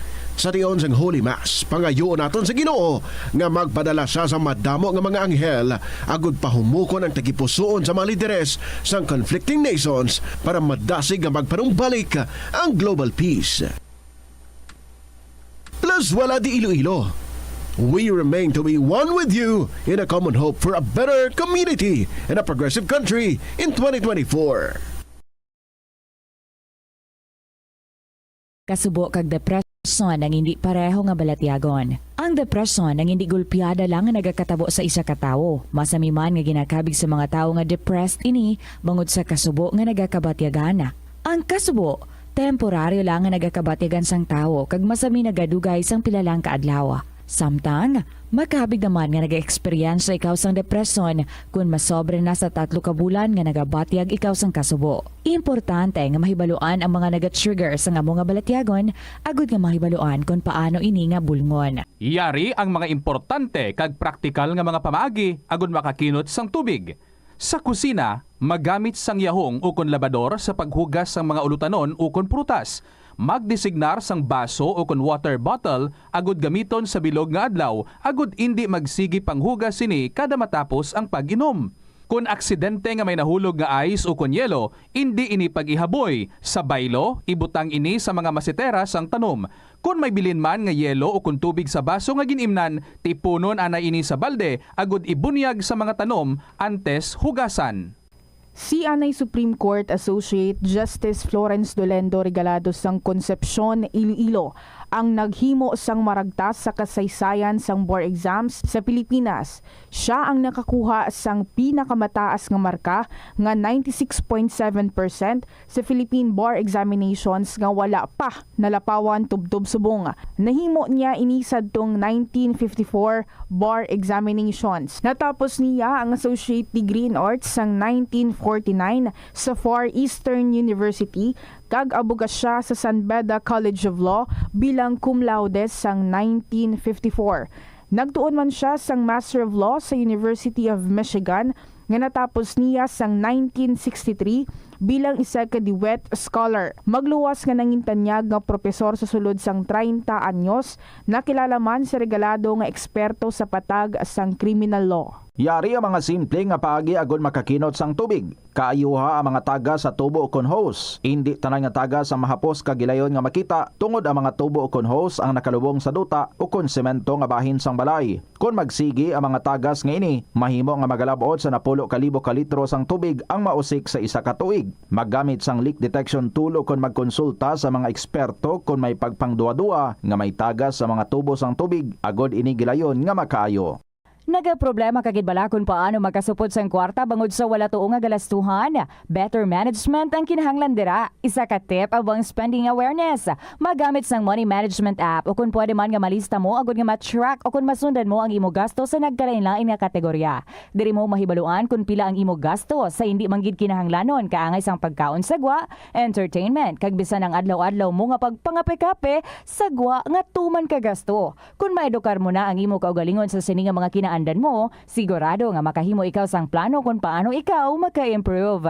Ini nga pahanumdom ang ginadulong sa imo sang the #1 and most trusted radio network in the country, Bombo Radio Philippines. Basta Radio! Bombo! Sa patatas, masami ginahaboy na lang nato ng panit. Suno kay Dr. Cynthia Sass, isa ka nutritionist, ang panit sang patatas sa makabulig sa increased potassium intake. Ang potato skins nagaprovide man sang source sang iron nga isa ka essential mineral nga ang primary function nagalakip sang pagsuporta sang red blood cell function. Ini nga cells nagakontain sang dako nga amount sang hemoglobin, ang protein nga nagabind sa oxygen halin sa ginahaklo ang hangin kag ginadala ang oxygen sa bilog nga lawas. Hindi lamang sa genes o kuntugas ng katigulangon ang rason sa hair loss o kung pagkaunot sang buhok. Natukiban sang health expert sa South Korea nga ang hair loss ang tuga sang environmental factors. Sa bugos nga kalibutan, nagalabot sa 4.2 million ang nagakapatay bangod sa outdoor air pollution suno sa World Health Organization. Mas sobra 90% sang populasyon sa kalibutan ang nagaistar sa populated areas, sa diin ang heart attacks, aggravated asthma, irregular heartbeat kag poorer lung function ang pila lamang sa epekto sang air pollution. Ang tambo o kung bamboo shoots manggaranon sa dietary fiber, low in calories kag power-packed sa essential nutrients. Suno sa pagtuon sa comprehensive reviews in food science and food safety, ang phytosterols kag phytonutrients sa tambo ang ideal sa pagtunaw sang harmful LDL cholesterol sa lawas. Ang antioxidants sa tambo ang essential man sa pagpabaskog sa sulod kag sagwa sang lawas. Suno naman sa pagpanalawsaw sang Journal of Ethnopharmacology, ang bamboo shoots mayara sang anti-inflammatory kag analgesic o kung killing properties. Paano bala magpain sang basura sa panimalay? Magpreparar sang separado nga suludlan para sa wet kag dry kitchen waste. Magpreparar sang duha ka mga suludlan para sa dry waste sa bilog nga balay, isa sa plastic kag isa sa papel. Ibutang sa isa ka suludlan ang mga bagay nga pwede pa magamit liwat ukon mabaligya kag ihaboy naman sa gwa sang puluyan pakadto sa basurahan ang mga wet wastes. Makakinot kag makakwarta ka na, makabulig ka patipig kag sa katinlo sang imo palibot. Hindi ako ne. Kada 39 segundo, may isa ka tawo nga nagakabiktima bangod sa paggamit sang computer. 8 ka milyon sa kada tuig ang ginaatake sang hacker.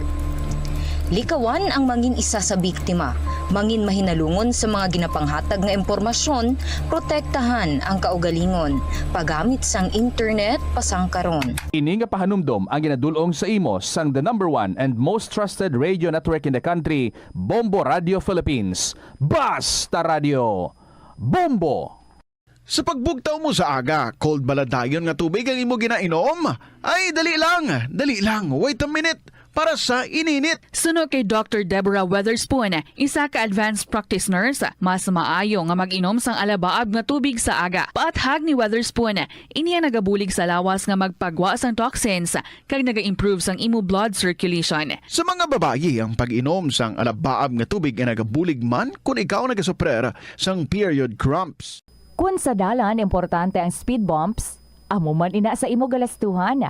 Butang ka sang slow down nga barriers para mahagan-hagan ang imo galastuhan. Lakip sa sini amo ang pagkakasin ng payment information alin sa shopping apps o kon mobile devices, pag-imo sang barriers sa tunga sang shopping cart kag check out. Hindi ka man mag-subscribe sa promotional email sa context kung nabudlayan ikaw mangindi sa sale. Kung kakasun mo ang convenience sa spending, mas makasave ikaw sang imo pinangabudlayan nga kwarta kag sigurado nga malabot mo ang imo financial goals. Ini nga pahanumdom ang ginadulong sa imo sang the #1 and most trusted radio network in the country, Bombo Radio Philippines. Basta Radio Bombo! Ang Iloilo ang pinakaunang nga syudad sa luwas sang Manila nga nakaangkon sang direct shipping lines padulong sa iban nga mga pungsod. Halin sang Ito ang Bombo Radio Philippines. Fully digitalized. Numero 1 sa balita, komentaryo, drama at serbisyo publiko. Bombo Radio Philippines. Bombo Radio Philippines. Ang inyong #1 at most trusted radio network in the country. Basta Radio Bombo! Hello and good afternoon, kids sa internet mga kabombo. This is Tita Regine and we're back diri sa kahapon lamang program. Uy, kita naglabutanay kahapon. But anyway, ang maging pang schedule ta nga mga stories for yesterday. Syempre, unahon natin today. So how are you? Good afternoon, kids sa inyo tanan. It's already the 29th of October 2024. ilang tulog na lang, no? Mafiesta na tayo na kita. Pero sa mga istorya nyo dara, nga pang Halloween, kumusta naman? May ara? Kung may ara na, pwede yung mga email ninyo ina sa bombo_iloilo@bomboradio.info or kung ginsulat, then ipadala nyo na. Sa kahapon lamang program, DYFM, Bombo Radio Iloilo, Sky City Tower, Mapa Street, Iloilo City. This is Tita Regine. Let's check ang ating Christmas countdown. Christmas is a time for sharing, giving gifts for everyone. What matter now is this Christmas we share the love.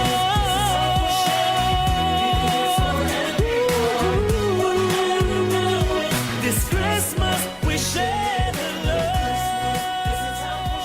Kita mo lang gid, no? Kadasig lang gid sang lakat sa mga inadlaw sa linya sang 5 na kita sa ating Christmas countdown, 57 days to go before Christmas. Ano na, mga plano tada? I hope, nga mangin very successful, whatever it is that you are planning. Pero dapat kuno in everything that we plan, pangamuyuan gid nato nila, no? Nga mag-jive, mag-in-sync ang plano ta sa plano man sang Ginoo para sa aton. 15 minutes after 2 o'clock, here's our song para sa inyo. This is from Ian Bryle, Bagyo. Good afternoon, welcome sa KLP.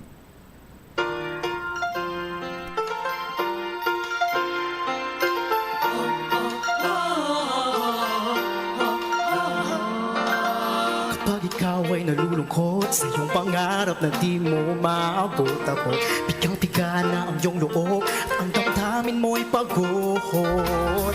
Darating din ang pag-asa, panahon ay mag-iiba. Sundan mo lang ang ihip, sundan mo lang ang ihip. Tulad ng mga ulap sa langit, papatakarin at aambon. Pag bumigat, bumitis, di mapigil. Hahumpas ka rin at bubuhos. Ika'y isang bagyo na di mahihinto. Bumubugso ang hangin tulad, sumisigaw, lumalaban. Ika'y isang bagyo, kumikidlat, kumukulog. Umaagos ang lakas na nasiyo. Ika'y isang bagyo.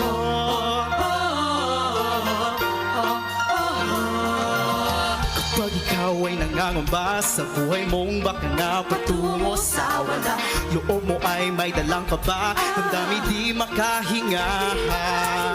Asang may sasigip sa'yo, panahoy kaibigan mo. Sundan mo lang ang ihip, sundan mo lang ang ihip. Tulad ng mga ulap sa langit, papatakarin at aambot. Bumigat, bumilis, di mapigil.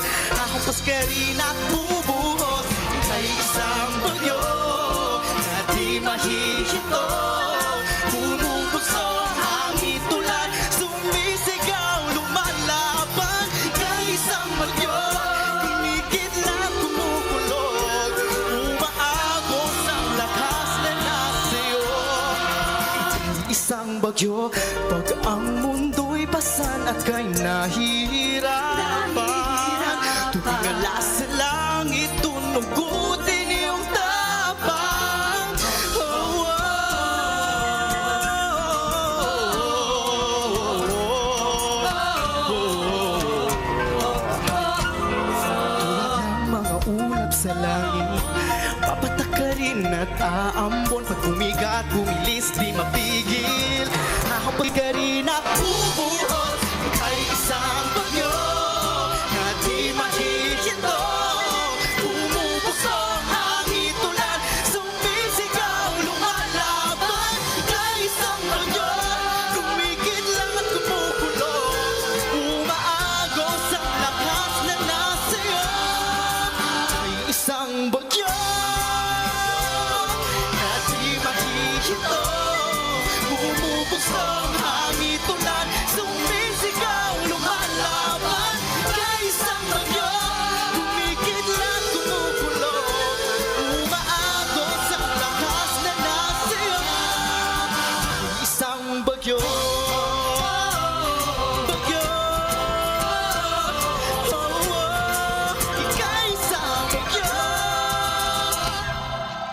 Bagyo, para sa inyo, sunod-sunod lang, no? From Christine to Leon Dion, pwede ka nang umexit gracefully.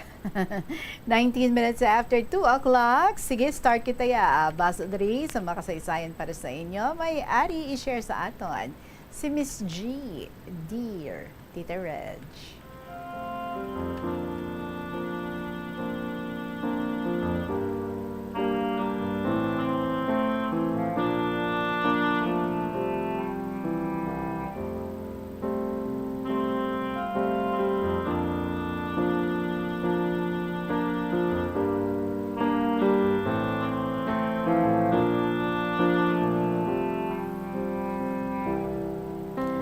Mayad-ayad nga hapon, Tita Regine, amuman sa tanan nga tagpalamati.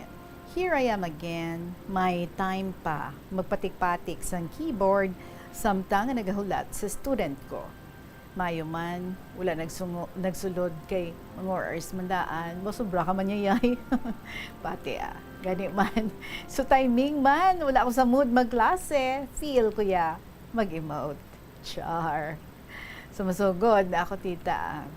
Let's talk about life and some kadramahan sa kabuhi ni iay nyo.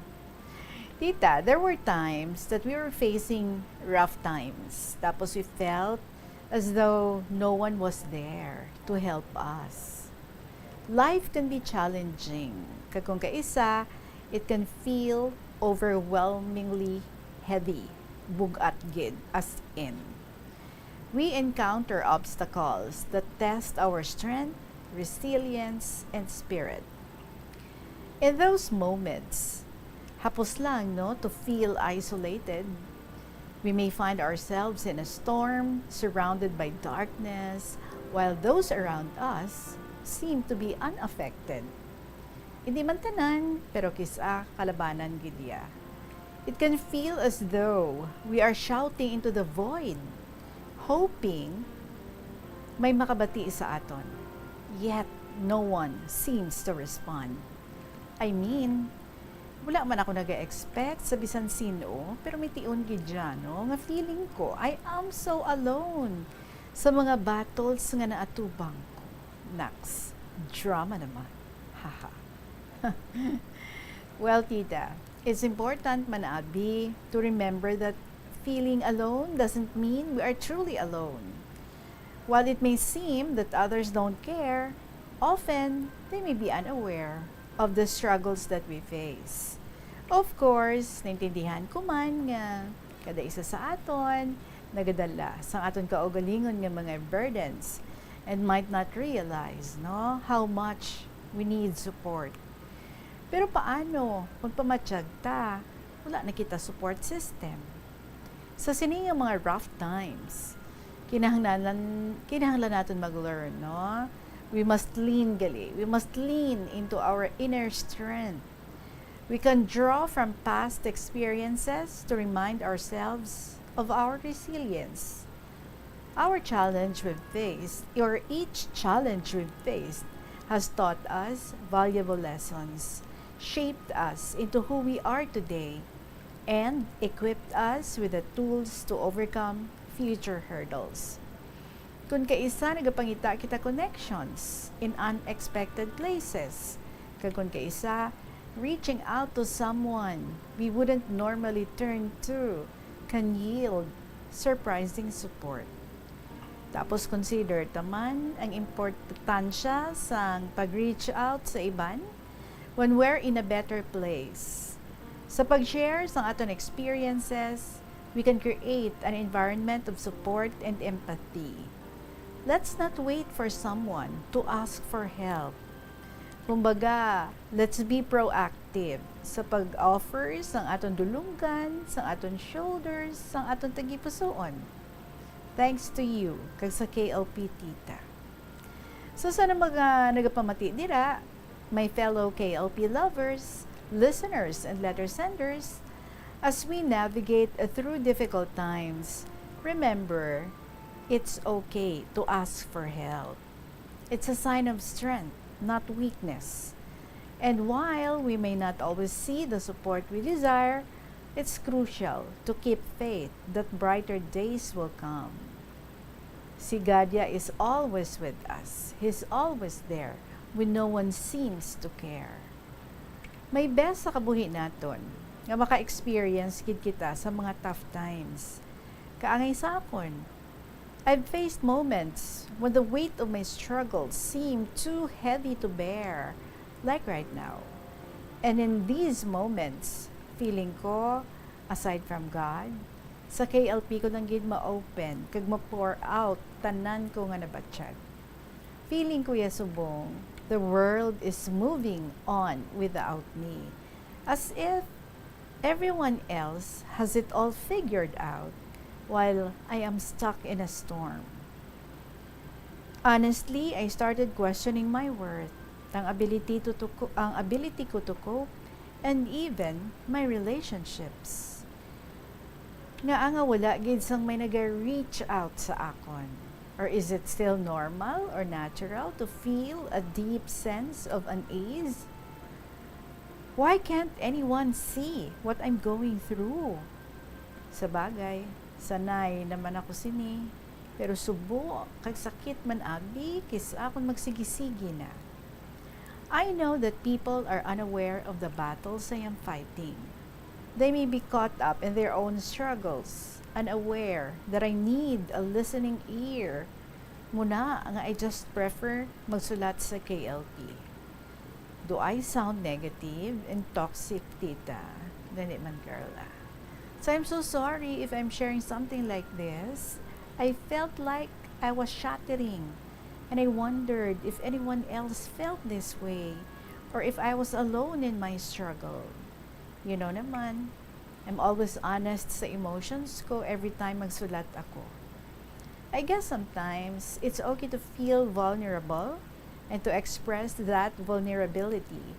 Sharing my experiences here sa KLP is one of the empowering steps toward healing.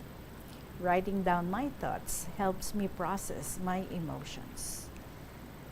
Ang kabuhi is filled up with ups and downs, and sometimes we just need to ride the waves. In those moments sang kabudlay, let's be gentle sa aton kaugalingon.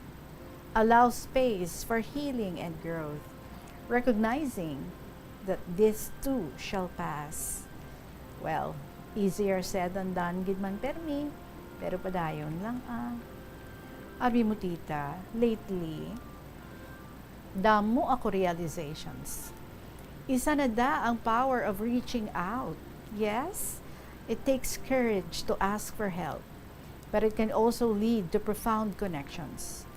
Whether it's a friend, a family member, or a support group, seeking out others can provide us with the encouragement we need to keep going. Galing kisa makapoy man, kung ikaw na lang permi nag-reach out, tapos gulpi na lang mag-breakdown, and I couldn't hold it in. I couldn't hold it in any longer. I found myself in tears, completely vulnerable, feeling as though I was falling apart. I realized that breaking down isn't a sign of weakness. Para sa akon, it's a release, a way for our hearts to communicate what words cannot. Life can throw challenges at us that leave us feeling crushed. It might be the heart-wrenching loss of a loved one, ang pagtapos ng isa ka relasyon we thought would last forever, or the insidious pressure of societal expectations. Tapos tanan nga ni, may nagakalain-lain nga burden dala. Pag sa mga tiniyon nga ni, our hearts feel heavy and our minds clouded. Tita, I wish tani ang emotional scars pareho lang sa physical scars nga naga-fade kung magdugay. Ang emotional scars, may mga tion nga naga-linger gihapon kag naga-affect sa aton thoughts, feelings, kag even sa relationships. Based sa experience ko, these scars have shaped my thoughts and actions in ways I might not even recognize. Ay, kabudlay. No one can truly understand the depth of my pain that leads to further suffering. I learned that sharing my struggles not only lifted my burden, but also inspired others to open up about theirs. Each of us has the capacity to rise above our struggles, to transform our pain into strength and purpose. We are not defined by our scars. Hugs and prayers para sa aton tanan. May God continue to bless us. Hindi lang kita magkalipat sa iya permi, bisan ano pakabugat ang mga napasaan ta. Pasalamat lang kita gihapon. Thank you, Gid, sa pagbasa sa nobela ko, tita. Haha, sunod lang ko ma-share sa kadungulan, kagkaladlawan. Maumpawan na ako. Hugs, tita. I always remember you in my prayers. God bless. Love and prayer. Miss G.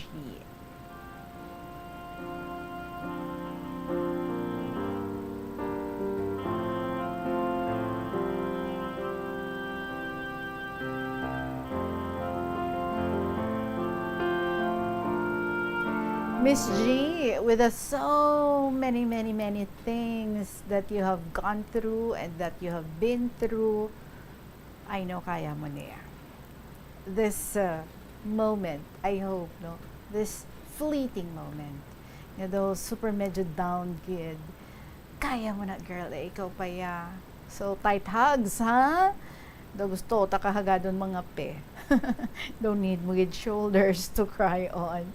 But anyway, I trust you. I believe in your strength. And I believe, no? Nga, you're always reaching out to someone who is the source of everything. Strength, blessings, solutions sa mga problems, source of our connection. Basta, He's the source of everything. And you know who He is. Thank you so much again sa imo, Miss G. Gusto tagi kahagadon mga pe. Anyway, 31 minutes after 2 o'clock, magapanabalik ang KLP. Pagkatapos lang sa pila ka may importante ng mga pahibalo. Wala sang adlaw nga ginapili ang mga aksidente. Gani ari ang mga tips nga dapat tandaan sa tion nga nagamaneho. Una, regular nga i-check ang kondisyon sa salakyan, lakip diri ang tire pressure, bastante nga oil kag brake fluid, kag ang side mirror ang dapat nga yara sa insakto nga anggulo.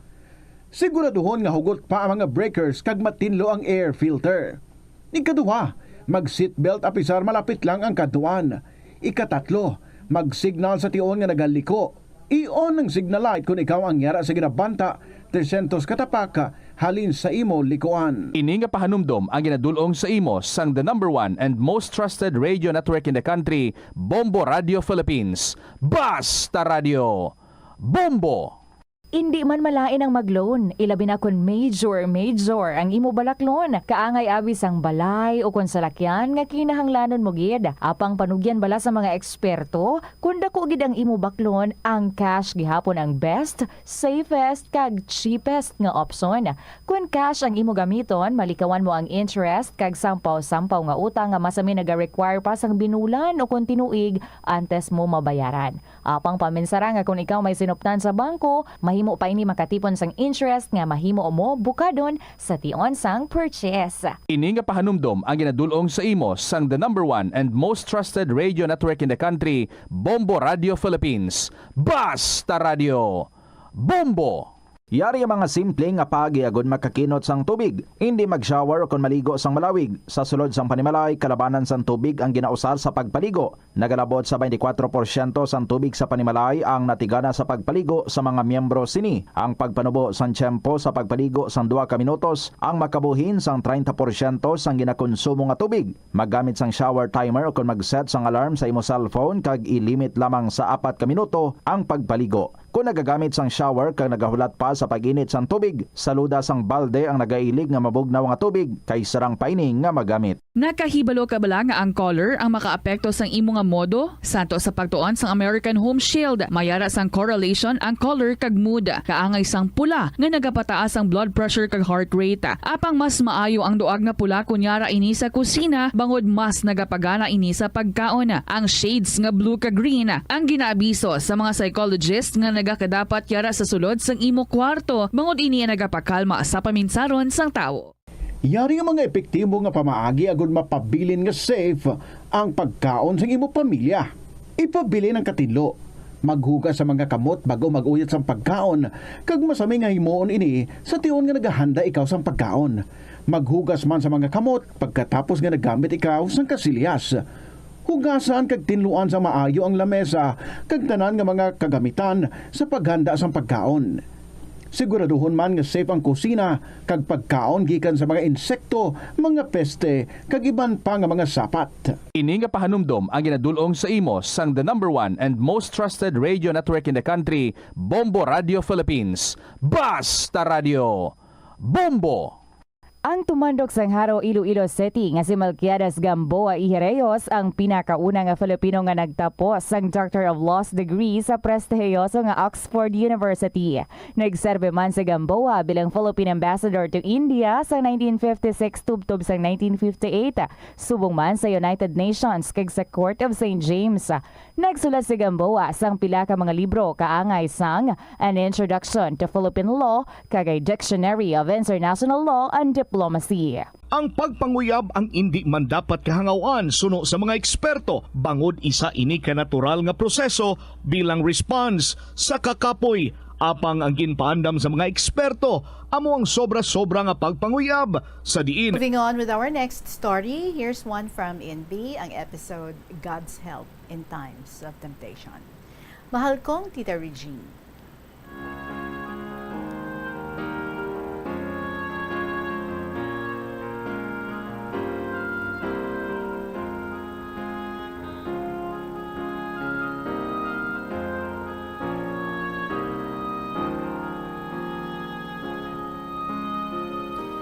Good afternoon to all KLP lovers and listeners, especially to you, Tita, kag sa tanan nga katapos sa Bombo Radio Philippines.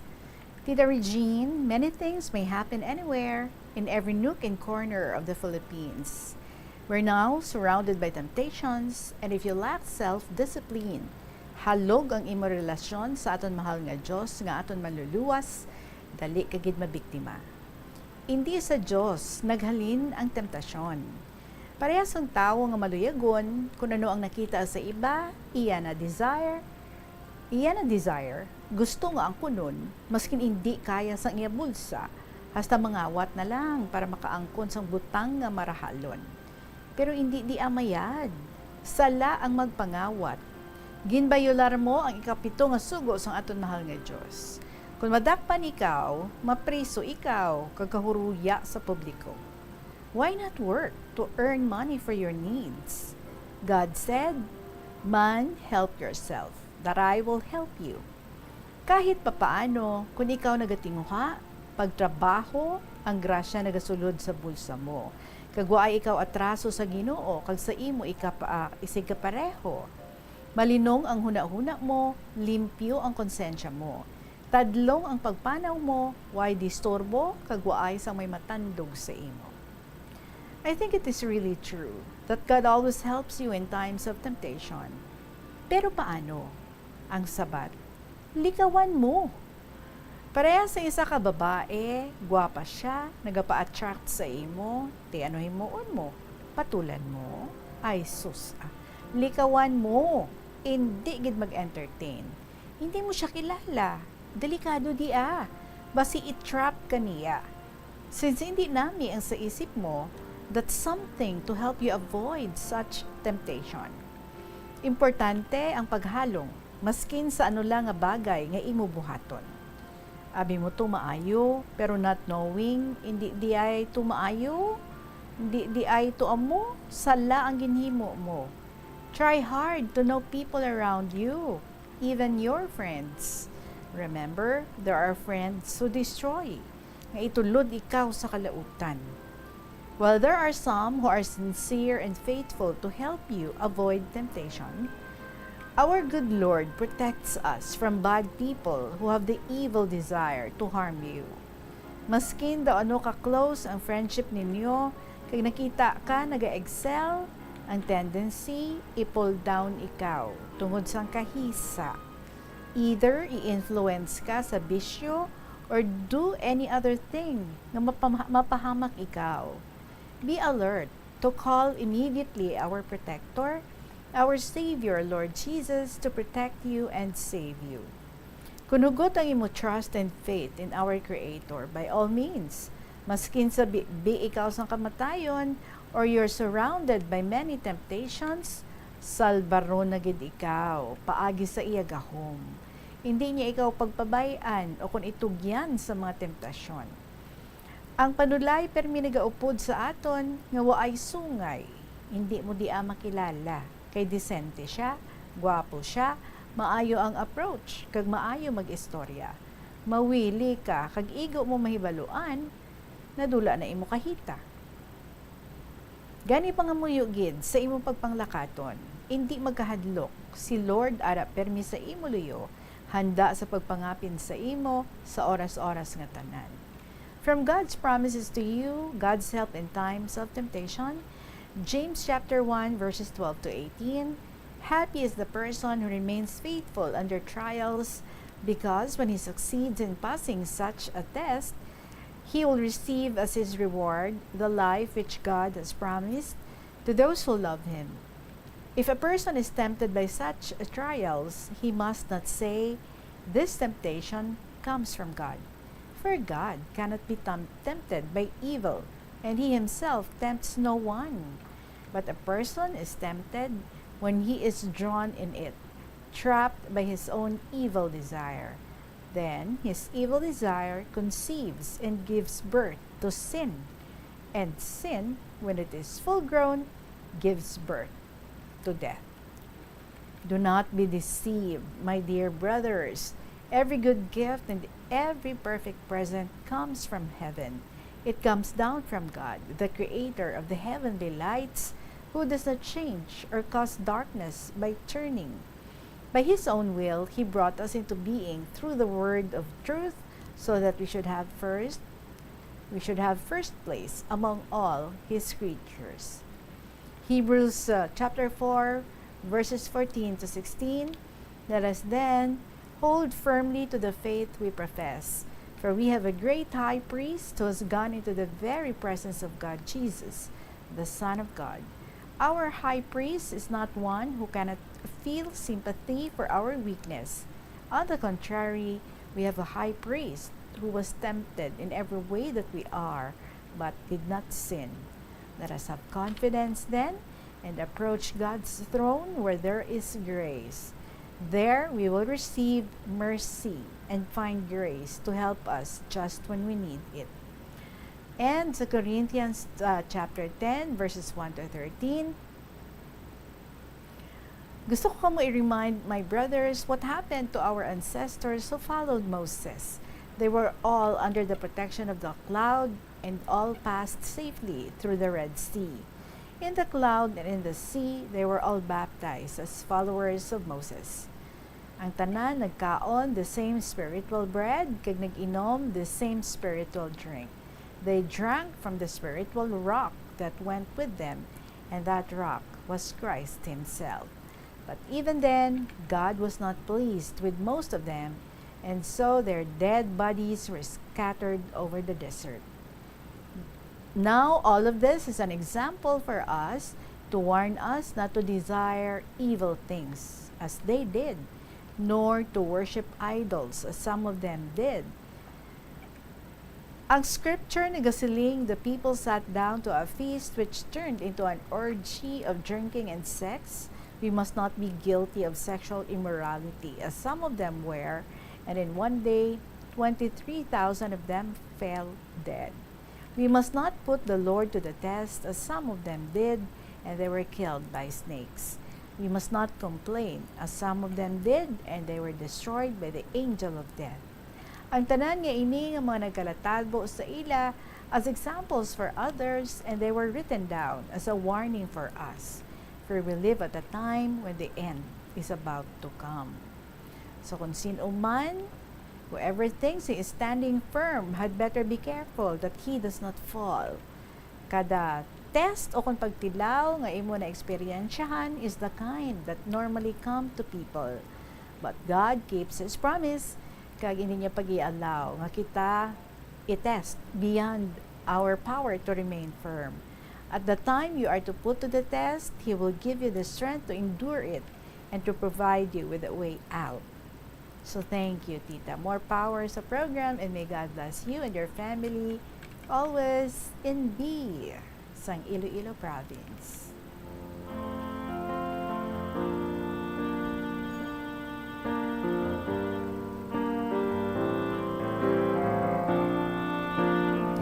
Thank you, NB. Another spiritual sharing, another enlightenment para sa amon. Oras naton 44 minutes after 2 o'clock. Magabalik ang KLP pagkatapos ng pila ka mga importante ng mga pahitalo. The Farmers Bazaar, your traditional public market with the touch of Plazuela Dos, ang isa ka lugar nga gintukod sa tion kag sa kasagsagan sa COVID-19 pandemic nga may tinutuyo nga maghatag sa imo sang safe marketing experience. Subong nga ang COVID-19 hindi na gid man dako nga pamahog kag nagapakadto na kita sa next normal. Rest assured nga ang Farmers Bazaar will further evolve agud nga magpadayon sa paghatag sa inyo sing satisfying marketing experience. The Farmers Bazaar sa lower level tara na pahamtang ang fish, poultry kag meat section para naman sa inyo mga kinahanglanon nga prutas, utan kag iban pa, magbisita sa upper level pinaagi sa paggamit sa hagdanan o kon sa pagkadto direkta sa parking lot. The Farmers Bazaar, your traditional public market with the touch of Plazuela Dos. Plazuela de Iloilo, Billboard of Activities for October 27 to November 2, 2024.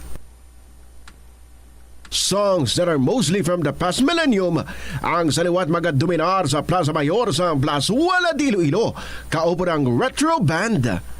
Sa concert at the Plaza, mangin inyo sa November 2, Sabado, umpisa alas 6 sa gabi.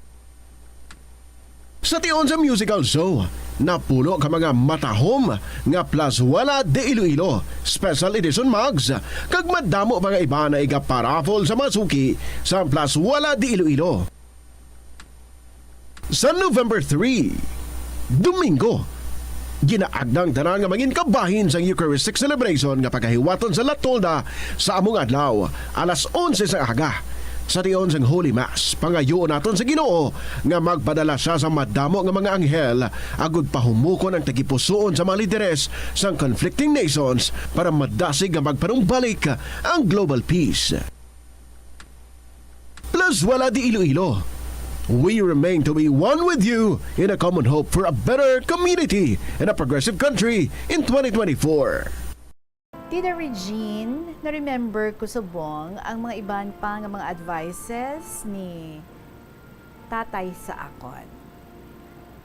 Permigid nga ara sa akon kaisipan, kag sa akon heart, ang mga advices o mga payo sa amin ni tatay noong buhay pa siya. Permigid kami ginatudloan sang amon amay, nga magtaha sa mga tigulang. Ang mga masunod, ang permikugid nga ma-remember. Kung suguon ka mo, sundon gilayon. Hindi na magdabog-dabog, wag magdaldal o magkamot-kamot sa ulo. Tuto pa rin ang lahat ng mga utos na walang daldal na kung ano-ano ang mga sinasagot-sagot. Tapos hindi gid pagkalimtan, maghambal sang palihog o kung please o pake kung magsugo ikaw. Tapos maghambal gid sa pagpasalamat sa isig katawo, ilabanigid sa mga tigulang. Hindi magpamurugso kag magsagad wakal kung ginapalihog. Maghatag sang pulungkuan sa inyo bisita kung magsulod sa balay.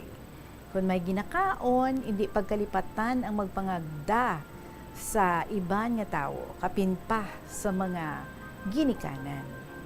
Maghatag permis ang katahuran, kag kun mga nagapalihog, maghirupay, magbinuligay, magmangin matinahuron permi, nga wala sang kumod. Titabi mo, madamo, pagitangid bili ni tatay sa amon, bago siya nga nagtaliwan. Palangga, agid namon, ang amon very mapinalanggaon man nga tatay. Gani ari ang ako nga point para sa iya. Ang minamahal kong tatay. Ang tatay ay haligi ng tahanan. Naghahanap buhay para sa pamilya. Siya nag-aalaga, nagpapakain, nagpapaaral. Nag-aasikaso sa lahat na pangangailangan ng pamilya. Kaya dapat palitan ng pagmamahal or bigyan ng pagmamahal ang tatay. Susundin ang lahat na payo para sa ating kabutihan at kasiyahan. Napakasipag ng mahal na tatay. Sobra-sobra ang pagkasipag ng tatay. Maliban sa paghahanap buhay, lahat ng mga gawain sa bahay, ginagawa pa.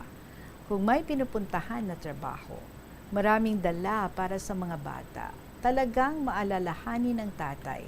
Palaging ngumingiti at di sumisimangot. Kaya mahal na tatay, kahit wala ka na, di namin makakalimutan ang mabuting payo mo. Ang mahal na tatay ay maawain at matulungin.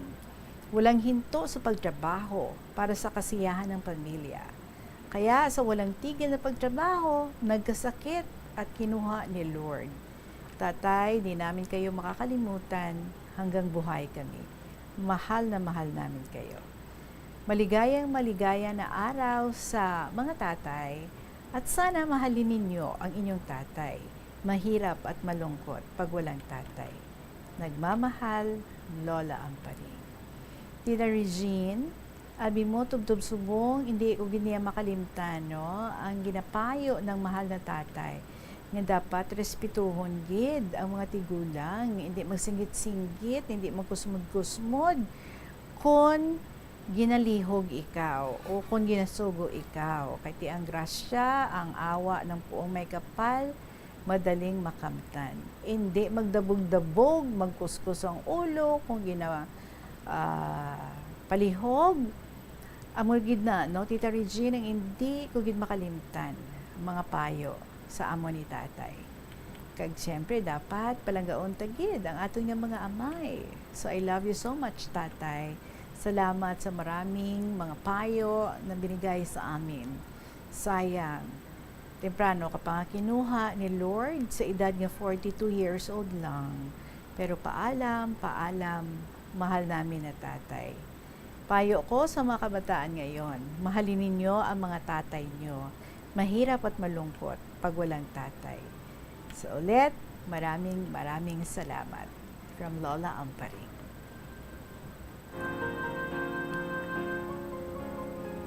Lola Amparing, thank you so much. I'm happy, nabuhi na naman, no? And don't you worry, tanan nga mga letters mo, na-receive naton diri, kag ginapang amat-amat ginaton sang pagbasa ina. Salamat gid, oras naton, it is now 51 minutes. After 2 o'clock, magabalik ang KLP, pagkatapos lang sa pila ka may importante nga mga pahibalo. Ang simple nga paghusay sang buhok ang may pila ka maayo nga benepisyo sa lawas. Sunod kay Arthi Ragurama, founder sang Dega Organics nga nagaproduce ng handmade bath kag body products sa New Delhi, India. Ang mga tawo nga may dry hair, ang masami hindi mahilig nga maghusay sang buhok bangod sa kahangawa sang hair fall. Apang ang masami nga paghusay sang buhok ang makabulig sa blood circulation sa aton nga scalp. Naga-nourish man ini sang hair roots, naga-promote sang growth, kay nagabulig man agod nga malikawan ang hair loss. Sa aroma kag soothing feeling sa pag-inom sang tea, ang rason sang kadamaan nga paborito nga imnon ang tea. Sunod kay Ansley Hill, registered dietitian sa Western Oregon sa Estados Unidos, ang masobra 3-4 katasa nga pag-inom sang tea sa isa ka adlaw ang makadala sang indi maayong nga epekto sa lawas. Kinahanglan nga moderate intake lang sa tanan nga ilimnon agod ma-achieve ang healthy living. Mas nanamian bala ikaw magtuon sa balay ipaanggid sa eskwelahan nga madamo ang tawo? Isa ka panugyan para epektibo ang pagtuon sa balay, amo ang pagpangita sa designated area agud nga matiniran kung ikaw nagasulat, nagabasa o kung nag-review. Pwede man nga lamesa sa kusina o kung sa desk sa sang inyo nga balay, pero hindi gid magigda sa imo nga katre samtang nagatuon. Ini bagod nagakatemptar gid ikaw nga magpiyong-piyong, tubtub nga dalayon na ikaw nga matulugan. Sigurado. Sa mga mga kabombo, it is now 2:53 in the afternoon. Sugbunan ta naman ang sulat ni Aguila sa Sri Lanka. Tita Regine, sabi ng Locosado, hindi ako tatayo sa korte. Ang may kasalanan nito, si Piasina. Dahil si Piasina, ilang beses ako kinausap para pilitin si Priscilla na i-withdraw ang kaso. So sabi ng polis, bakit ka nagpapagamit? Sabi ni Locosado, natatakot daw siya sa abogada. So naawa ako tita sa aming temple. Sa isip ko, hindi ko hahayaan na babuyin niyo ang temple sa masama niyong hangarin. Nag-usap kami ng asawa ko tita habang tumutulo ang mga luha ko. Kaya kong i-give up ang aking kaso dahil ayaw kong madamay ang tahanan ng Diyos. Ayaw kong bastusin ang tahanan ng Diyos at relasyon ko sa ating Panginoon.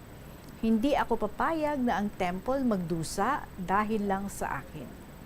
I-withdraw ko ang huling kaso laban kay Attorney Chandra, pero gagamitin ko ito pangdagdag sa ebidensya sa unang kaso laban sa kanila. Para sa susunod ko na hearing, madami ang aking ebidensya laban sa kanila. Hindi ko hahayaan na maraming madadamay dahil lang sa akin. Tama na ako lang ang magdusa sa problemang ito. Ikaw at ang ating mga anak, hindi natin hahayaan na wasakin nila ang ating mabuting relasyon sa temple. Napatulala na lang tita ang aking asawa at napaiyak.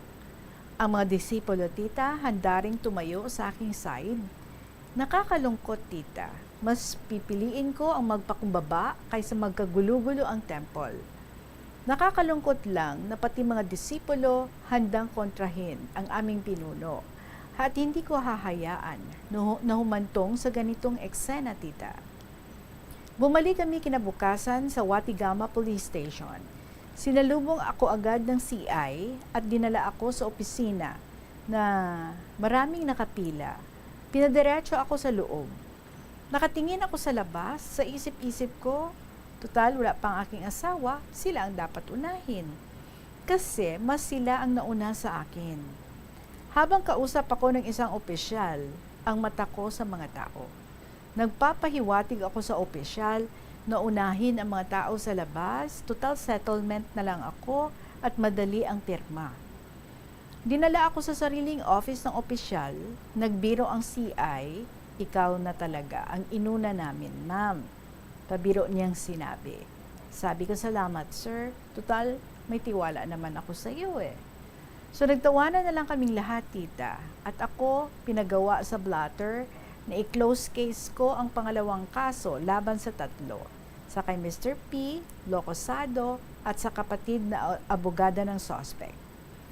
Nagpaliwanag ang CI na dito tayo magtutok sa unang kaso kasi kapag matapos ito, mawawala ang mga asungot sa tabi nito. Tatahimik itong Locosado sa temple. Umalis kami sa Watigama Police Station. Maluwag sa kalooban ko tita. Alam ko, ito ang tamang desisyon para sa katahimikan ng dalawang panig. Noong hapon na yun tita, nakipag-meet ako sa abogado kong babae. Iniwan ko ang aking dalawang anak sa shop at umalis akong mag-isa. Sabi ng asawa ko, kaya mo?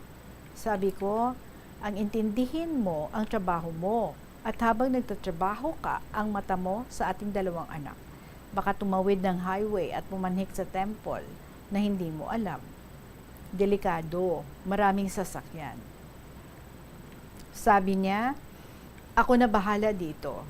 Dadagdagan pa sana ng asawa ko ang pera ko, pero sabi ko, wag na. May sapat pa akong pera dito sa wallet ko. Nag-goodbye kiss ako sa kanilang tatlo. Malungkot ang mga mata ng aking asawa, habang ang dalawa kong anak, patalon-talon habang humahalik sa akin. Muli na nakangiti sa bayakap na mahigpit. Kahit malayo na ako, panay sigaw, bye mama, see you later. Sumenyas ako na pumasok sa shop at diretso na akong umakyat sa bus. Medyo malayo ang bahay ng abogado kong babae mula sa shop namin. Mahigit kalahating oras bago ako nakarating sa bahay nila. Nang bumaba na ako sa crossing, may dalawang ali, sila ay Tamil. Tuwang-tuwa sila habang kausap ako Sabi nila, na-meet na kita ma'am. Kasama mo ang 2 mong anak. Sabi ko, saan? Sa Watigama Town. Sabi nila, dito ka na lang sa bansa namin. Huwag ka nang umuwi sa Pinas. Kailangan ka namin sa bansang ito. Nakaramdam ako ng lungkot sa kanilang dinadala sa dibdib hanggang napag-usapan namin about politics. Sabi nila, walang kwenta ang mga government officials dito sa bansang Sri Lanka. Tahimik lang ako, tita, at hindi na sumasagot sa kanilang saloobin. Hanggang sa lumiko na ako, sabi ko, dito na lang ako, pupunta ako sa abogado ko. At nagkaway-kaway na lang ang bawat isa sa amin. Nang nasa harap na ako ng pinto, nag-doorbell ako 5 minutes before 3 o'clock ng hapon. 3 p.m. ang saktong oras na tumawag ang abogado sa aking asawa at siya rin ang naglipat ng schedule na yon. Sa isip-isip ko, madali mo palang mailipat ang schedule kung galing ako sa police station. So nag-doorbell ako, nagpanik sila sa loob, medyo natagalan pa bago buksan. Sa isip ko, bakit kaya nagpanik sa loob? Ano kayang meron doon? Ano nga ba? Boss, I hope matapos na naging finally ang nisulat sa aton diri ni Aguila sa Sri Lanka. Exactly 3 o'clock, mga kabombo. Sa mga istorya ninyo dira, especially about Halloween, pwede ganyan ma-email sa bombo_iloilo at bomboradio.info or isulat and ipadala sa kahapon lamang program DYFM Bombo Radio Iloilo, Sky City Tower, Mapa Street, Iloilo City. Magasunod na inyong mga ginakalangkagan ng mga dramas every afternoon. After sang KLP, si Tuyang Ermitanya, followed by Provincial Jail, kag ang Dear Diary. So maraming salamat sa inyo. I'll be back again tomorrow sa gihapon. Ininyo alagad, si Tita Regine para sa kahapon lamang program. Salamat, kid. Good afternoon and God bless.